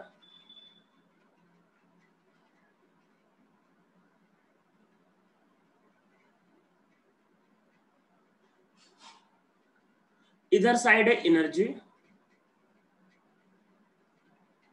इधर साइड में प्रोग्रेस ऑफ रिएक्शन, आप जो भी लिखना चाहो लिख लो। प्रोग्रेस ऑफ रिएक्शन या टाइम, कई बार टाइम भी लिखा रहता है, उससे कोई मतलब नहीं है। अरे मतलब लैब में क्या होता है, आप जब रिएक्शन स्टार्ट करते हो टाइम लगा देते हो, बोलो रिएक्शन प्रोग्रेस करे, फिर टाइम जो भी हमारा जा रहा है उसके हिसाब से। तो देखो है क्या एक्चुअल में, इसको ध्यान से समझते। देखो ये क्या है रिएक्टेंट का एनर्जी और ये क्या है प्रोडक्ट। तो यहां पे पहले देखो इस ग्राफ से समझिए, इस ग्राफ से पहले कुछ निकालना। देखो रिएक्टेंट का एनर्जी ज्यादा है, आराम से देखो रिएक्टेंट की एनर्जी ज्यादा है और प्रोडक्ट नीचे उसका एनर्जी कम है। तो देखो प्रोडक्ट का एनर्जी कम, रिएक्टेंट का एनर्जी ज्यादा, तो हीट ऑफ द रिएक्शन क्या आएगा, नेगेटिव।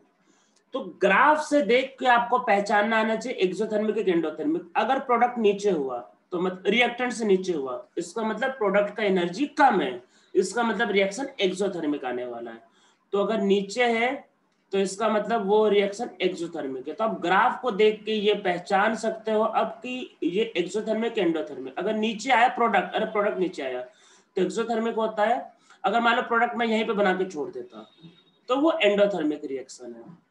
तो ये समझ में सबको आ रहा होगा कि अब आप ग्राफ के हेल्प से एक्सो और एंडो पहचान सकते हो। अगर प्रोडक्ट नीचे मतलब प्रोडक्ट की एनर्जी कम है, तो प्रोडक्ट का एनर्जी कम है, रिएक्टेंट की एनर्जी ज्यादा है, तो उसका मतलब एनर्जी रिलीज हुआ होगा। अरे और एनर्जी तो कंजर्व है, रिएक्टेंट की एनर्जी ज्यादा है मतलब स्टार्टिंग में एनर्जी ज्यादा है, प्रोडक्ट का एनर्जी कम है मतलब की एनर्जी उसका वही कम हो गया है, तो एक्स्ट्रा एनर्जी रिलीज ही हुआ होगा ना, तो वो क्या है एक्सोथर्मिक रिएक्शन।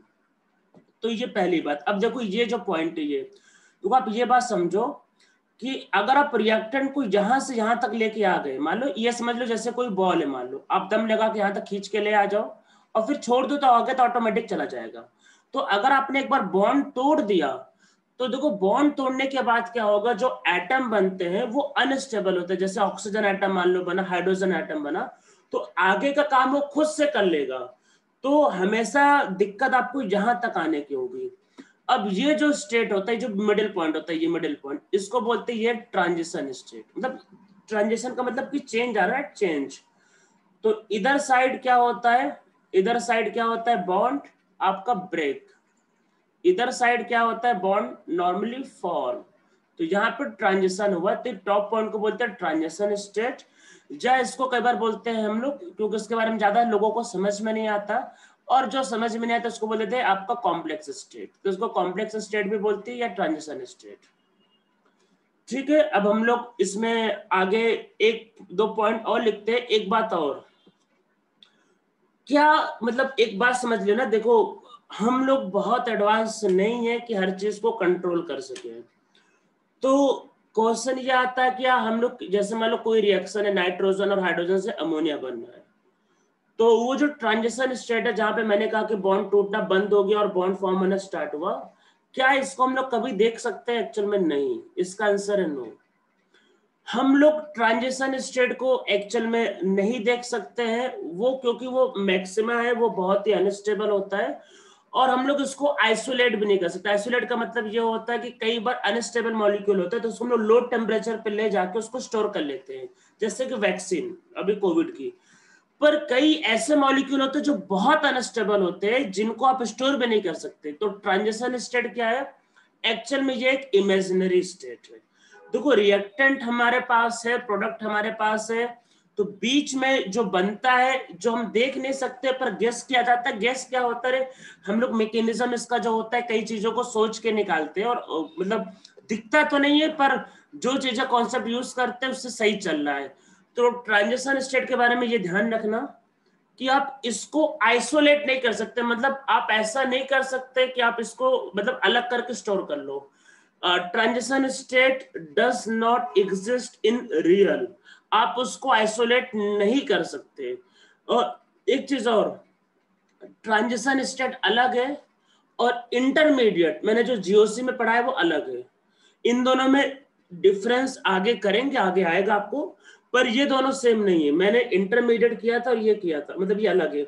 इंटरमीडिएट एग्जिस्ट करता है भाई, कार्बोकटायन मैंने पढ़ा है, कार्बोनन पढ़ा, वो एग्जिस्ट करता है, कोई दिक्कत नहीं है, हम लोग तो उसको स्टोर करते हैं।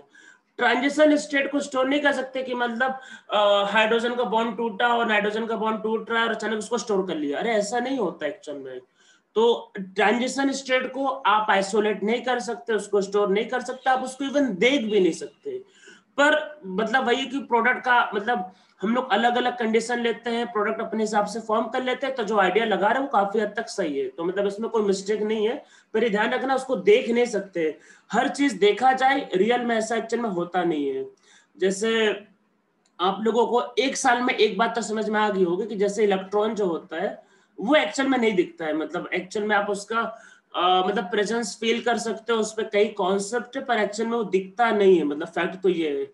पर जब आप क्लास 9th और 10th में रहते हो, आप ही लोग एक्चुअल में, तो 9th और 10th में क्या होता है, नॉर्मली बच्चे बहुत बेचैन रहते हैं, इवन मैं भी तो, कि सर इलेक्ट्रॉन कैसा दिखता है, भाई वो एक्चुअल में दिखता ही नहीं, अभी हम इतने डेवलप ही नहीं तो क्या बताएं।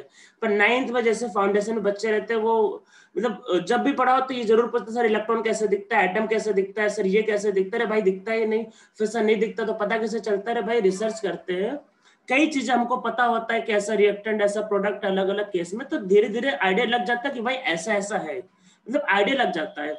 ये वैसे मैंने आप लोगों को कभी एक एग्जांपल समझाएगा, एक कुत्ते का एग्जांपल, एक एग्जांपल आप समझ लो बहुत अच्छे से। देखो केमिस्ट्री सब्जेक्ट कुछ कुछ वैसा है जैसा एक डॉग होता है, मान लो कुत्ता, कुत्ता समझो क्या सोच रहा है, उसने आपको कभी बोला नहीं। जैसे मान लो कि कई बार आपके घर में मान लो एक कुत्ता है, मान लो आपने एक डॉग पाल लिया और आप उसको मतलब देखते हो, आपको पता है कि डॉग ऐसा होता है वैसा होता है, आप उसके बिहेवियर को ऑब्जर्व कर रहे हो। पर क्या कुत्ते ने कभी बोला कि वो क्या सोच रहा है? अरे उसने तो कुछ बोला ही नहीं, वो भौ भौ करेगा, आप उसकी भाषा भी नहीं समझ पाओगे। क्या कुत्ते ने आपसे कभी कुछ बोला? नहीं, उसने आपसे कभी कुछ नहीं बोला, पर आपने फिर भी आपने रहते रहते आइडिया लगा ले कि भाई कुत्ता ऐसा ऐसा सोच रहा है, अभी ये करेगा वो करेगा। तो वैसा ही केमिस्ट्री, भाई हर चीज दिखना जरूरी थोड़ी ना होता है, कई चीजें आइडिया लग जाती है कि भाई हमने काफी एक्सपेरिमेंट के रिसर्च के, तो आइडिया लग जाता है कि ऐसा ऐसा हो रहा है एक्चुअल में। और देखो एक चीज और, आप लोगों जैसे मान लो डॉग है, मान लो आपने एक साल मतलब पाला, और कभी कदार ऐसा जरूरी नहीं होता कि डॉग आपकी मतलब आप जो जो गेस करो डॉग हमेशा वैसा करे, कई बार वो कुछ अलग भी बिहेव कर जाता है, वही केमिस्ट्री में होता है एक्सेप्शन। एक्चुअल में वही एक्सेप्शन होता है कि कभी कुछ ऐसे रूल्स या ऐसे मॉलिक्यूल जो हमारे लॉजिक के बाहर चले गए, जो हमने सोचा ही नहीं। तो हम लोग इस पे आते हैं, ये तो होगा एनर्जी फैक्टर कि हाँ एनर्जी फैक्टर में देखो, हाँ एक चीज और ये जो आया, तो एक्सो एंडो समझ में आ गया। अब एक एक्शन में हम लोग यहाँ पे कर रहे हैं आपका, पहले रिवर्सिबल रिएक्शन के लिए पहले ये एक टर्म करना जरूरी है एक्चुअल में, क्योंकि ये जो मैं करवाने जा रहा हूँ इसी पे अभी एक फॉर्मूला बनेगा बहुत ही सिंपल, मतलब पहले इसी पे उसी पे एक्चुअल में आप समझो कि एक दो ये सिर्फ रिवर्सिबल के लिए मैं कर रहा हूँ, आपको इसी पे ही एक दो बार क्वेश्चन जेई में ना नीट पे तो इसी पे आ चुका है एक्चुअल में। तो रिवर्सिबल रिएक्शन में क्या होता है, जैसे मान लो अगर ए से मान लो बी जाना है, तो इसका एक्टिवेशन एनर्जी हम लोग लेते हैं। एक्टिवेशन एनर्जी देखो हर एक रिएक्शन का अलग अलग होता है, फॉरवर्ड के लिए फॉरवर्ड का रिएक्शन अलग है, तो EAF मतलब फॉरवर्ड, और अगर बैकवर्ड आ रहा है तो उसका एक्टिवेशन एनर्जी हम लोग ले रहे हैं EAB। तो फिर से मैं देखो ये डायग्राम ड्रॉ कर रहा हूँ एक्चुअल में, तो इधर क्या आपके पास एनर्जी, और जहां पे आपके पास है प्रोग्रेस ऑफ रिएक्शन। तो ये माने थे आपके पास एक डायग्राम, तो कई बार ऐसे डायग्राम रहते हैं जहां पे ऐसे वैल्यू लिखी रहती है कि ये इस तरीके से, ऐसे डायग्राम आपको बहुत मतलब 2-3 क्वेश्चन आपके बुकलेट में और जेईई मेन और नीट में आया हुआ आ भी चुका है एक्चुअली। ये मान लेते हैं कुछ EAF क्वेश्चन में ऐसा कुछ वैल्यू दिया रहेगा 50 किलो जूल 100 किलो जूल कुछ ऐसा, और मान लेते ये आपके पास देखो ये A है ये B है, फॉरवर्ड जाने के लिए इसको A से B ऐसा जाना पड़ेगा और बैकवर्ड आने के लिए B से A ऐसा आना पड़ेगा। अरे तभी तो होगा ना, बैकवर्ड आने के लिए B से A आना पड़ेगा, तो ये बैकवर्ड आने के लिए इसको उल्टा ज्यादा बड़ा बैरियर क्रॉस करना पड़ेगा, तो ये होगा EAB। रिवर्सिबल रिएक्शन के लिए मैं बात करूं अभी, तो इसका जो हीट ऑफ रिएक्शन होगा किसका, रिवर्सिबल का एक्चुअल में। अगर मान लो ऐसा कुछ पूछता है तो देखो मैंने क्या पढ़ा है पहले, heat of product minus heat of reactant, ठीक है। जब भी इक्विलिब्रियम आ जाएगा, मतलब जब भी इक्विलिब्रियम आ जाएगा तब तक जो भी हीट रिलीज होगा वो, या हीट एब्सॉर्ब होगा जो भी वो इससे आ जाएगा। तो एक्चुअल में ये इनका जो गैप होता है एक्चुअल में, अगर आप ध्यान से देखो इनका जो गैप होता है ये यही हीट ऑफ रिएक्शन होता है। अगर आप ध्यान से देखो तो यही हीट ऑफ रिएक्शन, अरे रिएक्टेंट का एनर्जी ये है, प्रोडक्ट का एनर्जी ये वाला है और उसका गैप। या अगर आप इस डायग्राम को ध्यान से देखो, इसमें जो हीट ऑफ रिएक्शन है तो हम लोग इसको ऐसा भी लिख सकते हैं EAF माइनस EAB। सब लोग सोचो आराम से, देखो ये फॉर्मूला बन सकता है। किसी को अगर दिक्कत लग रहा है तो मेरे को बता सकता है। तो कई बार ऐसा डायग्राम मिल सकते हैं आपको, डायग्राम में वैल्यू लिखा रहता है जैसे यहाँ पे 80 और यहाँ पे 100, बोलेगा बताओ हीट ऑफ रिएक्शन क्या है, तो एक्टिव ऐसा एनर्जी फॉरवर्ड और बैकवर्ड का दे देगा, हीट ऑफ रिएक्शन पूछेगा। तो वैसे भी देखो अगर प्रोडक्ट मतलब रिएक्टेंट ऊपर है और प्रोडक्ट अगर नीचे है तो एक्सोथर्मिक होना चाहिए, ये आपको पता है, नेगेटिव होना चाहिए। और ये वाली वैल्यू कम, ये वैल्यू ज्यादा है तो इसके हिसाब से नेगेटिव फिर आपको आना चाहिए एक्चुअली में। उल्टा नहीं हुआ है भाई, उल्टा नहीं हुआ है। अरे वैल्यू एग्जांपल सोचो ना, एग्जांपल आराम से सोचो, एग्जांपल उल्टा नहीं है, देखो आराम से सोचो। अच्छा ये देखो, देखो उल्टा लग रहा है पर उल्टा है। देखो अच्छा ये ए ऊपर है, देखो आराम से सोचो, ए ऊपर है, ए ऊपर है और बी नीचे है, तो रिएक्शन एक्सोथर्मिक होना चाहिए। अरे पहले सोचो, ए ऊपर है बी नीचे, एक्सोथर्मिक होना चाहिए। ये एक्सोथर्मिक मतलब नेगेटिव, ये वाली वैल्यू कम है, ये वाली वैल्यू ज्यादा है, तभी तो डिफरेंस नेगेटिव आएगा ना। ये तो एक्सोथर्मिक तभी तो बनेगा ना। ये आप आराम से सोचो, बस हो गया। तो इस पे क्वेश्चन आपके बुकलेट में भी 3-4 दिए हुए, बहुत सिंपल, वो आप कर लेना, मैं इसमें कुछ बता नहीं रहा। 2 वैल्यू दिया होगा, रख देना, आपका आंसर आ जाएगा ये। तो हम लोग अब आते हैं इसमें और आगे बढ़ते हैं। तो अब मतलब एक्चुअली में मुझे आज इसका फॉर्मूला डराइव करना है, मैं अब आगे बढ़ता हूँ फॉर्मूला अरेनियस इक्वेशन का। तो इसने बोला एक होता है प्रोबेबिलिटी फैक्टर। अब आप बोलोगे सर ये क्या आ गया, इवन प्रोबेबिलिटी फैक्टर पे लास्ट जे एडवांस में क्वेश्चन आया था, वैसे क्वेश्चन सिंपल था वो। तो मतलब बताया था ना 2 क्वेश्चन आए थे लास्ट ईयर केमिकल काइनेटिक्स से इस साल, मतलब तो एक क्वेश्चन इसी पे पूछा था, नॉर्मली पूछता नहीं था, पहली बार पूछ लिया था। तो एरेनियस ने क्या बोला कि अगर मॉलिक्यूल का एनर्जी में मान लो सही है, पर इसका ये मतलब नहीं है कि हम जो चाहते हैं हमेशा वही बने।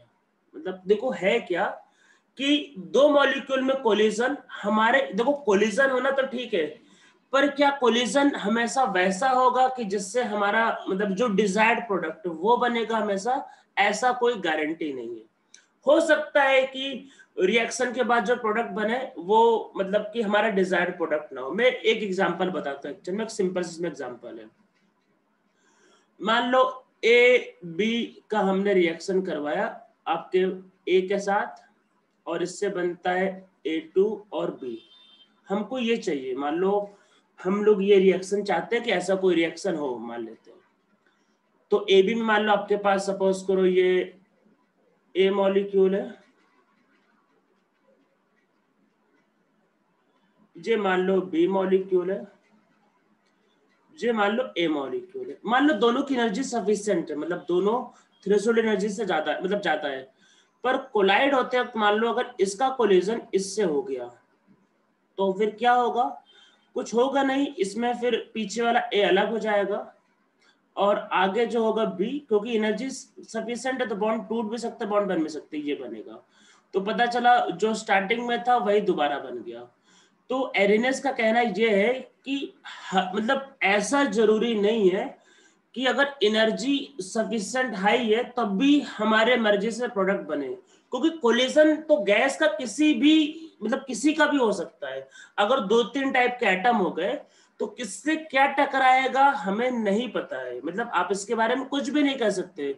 तो उसने ये भी बोला कि हमारा डिजायर्ड प्रोडक्ट तब बनेगा जब कोलिजन भी प्रॉपर होगा, मतलब जब ओरिएंटेशन जब ओरिएंटेशन भी प्रॉपर होगा। अगर मॉलिक्यूल का ओरिएंटेशन प्रॉपर नहीं होगा तो हमारा डिजायर्ड प्रोडक्ट नहीं बनेगा। तो इसको बनने के लिए क्या होना चाहिए, तो इसको बनने के लिए आपको ए आगे होना चाहिए था, बी पीछे होना चाहिए था। अब यहाँ पे अगर समझो कि ए का कोलिजन अगर ए से हो जाता है तब जाके वो समझ लो वही बन जाएगा A2 और प्लस बी। तो सबको समझ में आ रहा होगा मैं क्या बता रहा हूँ। तो मतलब एरिनेस ने कहा कि सारे कोलिजन्स मतलब अगर एनर्जी ज्यादा तब भी तो सारे कोलिजन्स हमको डिजायर्ड प्रोडक्ट नहीं देते हैं, मॉलिक्यूल का ओरिएंटेशन भी प्रॉपर होना जरूरी है एक्चुअल में। तो मतलब क्या है कि desired product are formed only when orientation मतलब कैंगल orientation of molecules are proper। ठीक है, अब एक बात और समझो, देखो ये जो फैक्टर है आप इसके बारे में ज्यादा कुछ बता नहीं पाओगे। आप एक बात आराम से सोचो, मैं जो बताने जा रहा हूँ, मान लो आप एक रिएक्शन करते हो, मान लो कोई भी एक रिएक्शन, और सेम टेम्परेचर पे मान लो 100 डिग्री पे उसको करते हो, मान लो आज किया और कल किया सेम रिएक्शन, क्या दोनों दिन प्रोबेबिलिटी फैक्टर या ओरिएंटेशन फैक्टर सेम होगा? आप कुछ भी नहीं कह सकते। देखो जब मॉलिक्यूल टकराते हैं, जैसे आज टकरा रहे वैसे कल टकराएंगे इसकी कोई गारंटी नहीं भाई। कोलिजन तो किसी का भी किसी से हो सकता है, टेम्परेचर को चेंज करने से नंबर ऑफ कोलिजन चेंज होते हैं, पर टकराते वक्त कौन किससे टकरा जाएगा हमें नहीं पता है। तो प्रोबेबिलिटी फैक्टर के लिए आप एक्चुअल में कुछ भी नहीं कर सकते, क्योंकि वो हो सकता है कि मान लो आज हो सकता है हमारी मर्जी से कोलाइड हो रहा, आज हो सकता है कि जो बनना हो हमारे हिसाब से बनना हो, कल हो सकता है कोलिजन हमारे अकॉर्डिंग ना हो, कुछ भी हो सकता है। तो प्रोबेबिलिटी फैक्टर क्या होता है, टेम्परेचर सेम होने के बाद भी, कंसंट्रेशन सेम होने के बाद भी चेंज हो सकता है, आप इसके बारे में कुछ भी गारंटेड नहीं कह सकते। इसी वजह से हम लोग प्रोबेबिलिटी फैक्टर को कंसीडर नहीं करते एक्चुअल में इसके फॉर्मूले में। तो अरेनेस ने बोला कि प्रोबेबिलिटी फैक्टर के बारे में आप ज्यादा कुछ कह नहीं सकते, ज्यादा कुछ कर नहीं सकते हो, तो हम लोग इसको 1 मान के चल रहे हैं कि ये भाई 1 है। और प्रोबेबिलिटी पता ही होगा, प्रोबेबिलिटी मैक्सिमम 1 होती है किसी भी चीज की। तो ये मान के चल रहे कि जितने भी कोलिजन्स होते हैं वो सारे के सारे डिजायर्ड प्रोडक्ट में बनते हैं। एक्चुअली इस बार जो क्वेश्चन आया था वो थ्योरेटिकली पूछा था कि क्या सारा होता है, तो उसमें पता है सारा नहीं होता एक्चुअल में। तो प्रोबेबिलिटी फैक्टर एक्चुअल में 1 मान के चल रहे, पर एक्चुअल में 1 होता नहीं है। समझ में सबको आ रहा होगा? मतलब देखो मान के ये चल रहे हैं कि मतलब आगे क्या चलेंगे कि जो भी कोलिजन्स होंगे उससे हमारे डिजायर्ड प्रोडक्ट बन जाते हैं, पर एक्चुअल में ऐसा होता नहीं है, और एक्चुअल में आप उसको कैलकुलेट कर भी नहीं सकते। फैक्ट ये है कि वो कैलकुलेट नहीं हो सकता है, वो रिएक्शन में चेंज होता रहेगा सेम टेम्परेचर होने के बाद भी। फैक्ट तो यही है एक्चुअल में, तो वो चेंज होता रहेगा। तो प्रोबेबिलिटी फैक्टर को हम लोग 1 मान के चलेंगे, ये मान के चलेंगे कि जितने भी कोलिजन्स हुए हैं वो सारे के सारे प्रॉपर हुए। ठीक है, मैं कुछ लिख नहीं रहा, बाद में इसको लिख लेना। तो इसको हम लोग नॉर्मली 1 मान के चलते हैं। तो जहां पे हम लोग बनाते हैं इसका फॉर्मूला एक्चुअल में किसका, एरिनेस इक्वेशन का। तो मतलब क्या क्या है देखो, जो रेट ऑफ रिएक्शन होता है, सॉरी जो रेट ऑफ रिएक्शन होता है एक्चुअल में, वो मतलब कि मेनली 3 फैक्टर पे देखो डिपेंड करता है। मतलब वो क्या क्या एक्चुअल में, उसमें एक है एनर्जी फैक्टर, दूसरा है प्रोबेबिलिटी फैक्टर, और तीसरा है फ्रीक्वेंसी फैक्टर। तो मैं पहले फ्रीक्वेंसी लिखूं, फ्रीक्वेंसी फैक्टर। अब आप बोलोगे सर फ्रीक्वेंसी फैक्टर, अरे फ्रीक्वेंसी का मतलब क्या होता है कि सेम चीज कितने बार रिपीट होता है। तो अगर ज्यादा कोलिजन्स होंगे, फ्रीक्वेंसी मतलब फ्रीक्वेंसी फैक्टर का मतलब है कि number of collisions in a given time, more collisions होंगे तो मोर प्रोडक्ट बनेंगे, तो ये इसका मतलब है। अब देखो नॉर्मली ये सब जो फैक्टर जो होते हैं यहाँ पे, रेट ऑफ रिएक्शन का मतलब एक्चुअली यहाँ पे रेट कांस्टेंट हमको लेना है, क्योंकि अरे ये सारे फैक्टर्स है रेट कांस्टेंट चेंज, अरे रेट में देखो दो ही चीज था, रेट में क्या कहता है, रेट कांस्टेंट या फिर कंसंट्रेशन। तो यहाँ पे mainly rate of reaction change होने का मतलब है कि रेट कांस्टेंट, ठीक है। ये रेट मतलब बोला तो रेट ऑफ रिएक्शन जाता है, पर लिख के सब कुछ रेट कांस्टेंट चलते हैं, क्योंकि मतलब रेट ऑफ रिएक्शन का मतलब रेट कांस्टेंट है। तो ये सारे फैक्टर को चेंज होने से रिएक्शन का रेट कांस्टेंट चेंज होता है, या उससे फिर रेट ऑफ द रिएक्शन बदलता है, बाकी तो कुछ चेंज हो नहीं सकता। तो हम लोग यहाँ पे क्या अज्यूम करते हैं कि प्रोबेबिलिटी फैक्टर 1 होता है। फ्रीक्वेंसी फैक्टर मैं भी लिखवाऊंगा अभी थोड़ा सा, पहले मैं लिख देता हूँ, ये जो काम का चीज नहीं पहले वो मैं लिख दूँ। तो प्रोबेबिलिटी फैक्टर को हमने 1 अज्यूम कर लिया, ठीक है। वो एक्चुअल में 1 अज्यूम किया है, क्योंकि उसके बारे में आप कुछ कह नहीं सकते, उसको 1 ले लिया हमने, ठीक है। ये तो लिखा क्या जाता है एक्चुअल में, फॉर्मूला क्या लिखा जाता है, फॉर्मूला लिखा जाता है एक्चुअल में रेट कांस्टेंट के, वैसे इसमें स्मॉल के लिखते हैं, मैं आपको ये बता देता हूँ एक्चुअल में। कैपिटल के एक्चुअल में इक्विलिब्रियम कांस्टेंट के लिए यूज करते हैं, वैसे इसमें स्मॉल का सिंबल यूज होता है। लिखने को तो कुछ भी लिख दो, कोई फर्क नहीं पड़ता, पर नॉर्मली स्मॉल के रहता है इसमें। तो रेट कांस्टेंट के इक्वल टू होता है ए और into e to the power minus A by R T.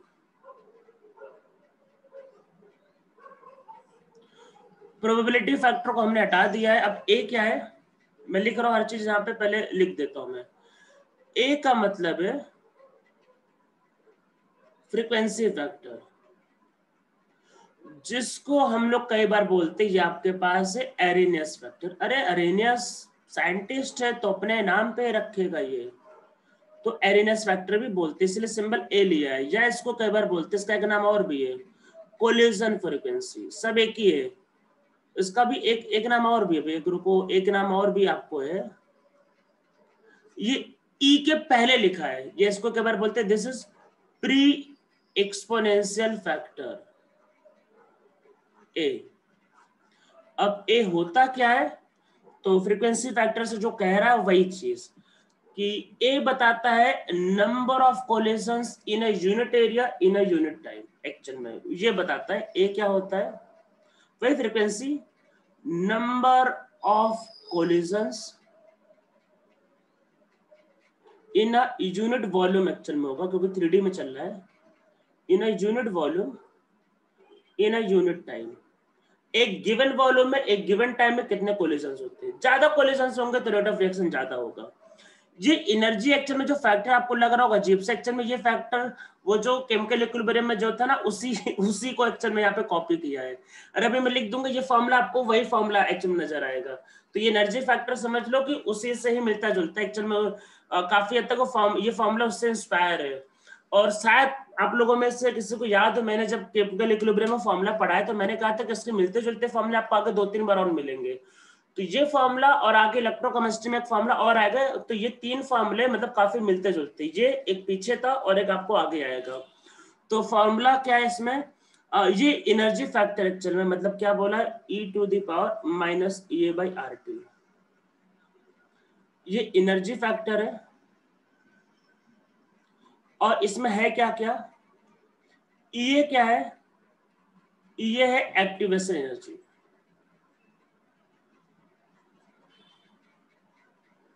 Are क्या है, अरे आर तो पता चलेगा होगा, आर तो कांस्टेंट भाई, गैस कांस्टेंट। और जूल वाला वैल्यू लेना है इसमें 8.31 जूल पर मोल पर केल्विन, और टी टेम्परेचर। तो टेम्परेचर को बढ़ने से रेट बढ़ेगा। अरे ग्राफ भी है, ये वैल्यू मतलब ग्राफ तो भी ये वही कहना चाह रहा है, देखो मैं समझाता हूँ। तो k इक्वल टू क्या होता है a, और ये नीचे लिख देते हैं ई टू दी पावर मतलब माइनस से प्लस हो गया।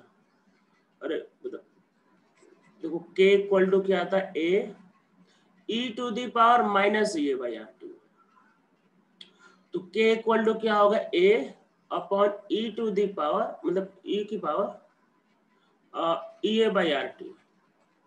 तो अब सोचो, आराम से सोचो, अगर टेम्परेचर बढ़ेगा तो ई ए बाई आर टी क्या होगा, कम होगा। अरे यही तो होगा ना, ये कम होगा। और फिर ये पूरा वैल्यू फिर ये पूरा का पूरा वैल्यू क्या होगा, कम होगा, और ये कम होगा तो रेट क्या होगा, अरे ये पूरा कम होगा तो के क्या होगा, बढ़ेगा। आराम से देख लो। तो टेम्परेचर को बढ़ाने से के का वैल्यू बढ़ेगा। अब इसमें देखो समझो, अगर टेम्परेचर इनफाइनाइट हो गया तो टेम्परेचर बढ़ा होगा तो रेट बढ़ेगा, टेम्परेचर बहुत हाई कर देते हैं तो रेट भी बहुत हाई हो जाएगा, तो के का वैल्यू क्या हो जाएगा, मैक्सिमम। और के का वैल्यू मैक्सिमम मतलब कि अगर टेम्परेचर इनफाइनाइट हुआ तो e to the power A by R T 1 होगा। अरे इतना तो मैथ्स आप लोगों को आता होगा, 0 हो जाएगा 1 हो जाएगा। तो टेम्परेचर इनफाइनाइट होने पे के का वैल्यू ए के इक्वल आता है। तो कई बार क्वेश्चन में ए सीधा सीधा ना देख के बोलेगा, ऐसा बोलेगा ए, देखो ए तो सीधा सीधा दिया हो सकता है, फिर बोल देगा कि maximum possible value of rate constant is this, और कुछ बोलेगा करने के लिए। तो मैक्सिमम पॉसिबल वैल्यू ऑफ के का मतलब वो ए बताना चाह रहा है और कुछ भी नहीं। तो के का मैक्सिमम पॉसिबल वैल्यू क्या होता है, फ्रीक्वेंसी फैक्टर या फिर एरेनेस फैक्टर, जो कि कोलिजन फ्रीक्वेंसी होता है। अब इस फॉर्मूले को देखो फिर से लिखते हैं। ये फॉर्मूला आप लोगों का जाना पहचाना फॉर्मूला, मैं दिखाता हूँ अभी, देखो अभी आ जाएगा आपको तुरंत समझ में। k equal to A e to the power minus A by R T.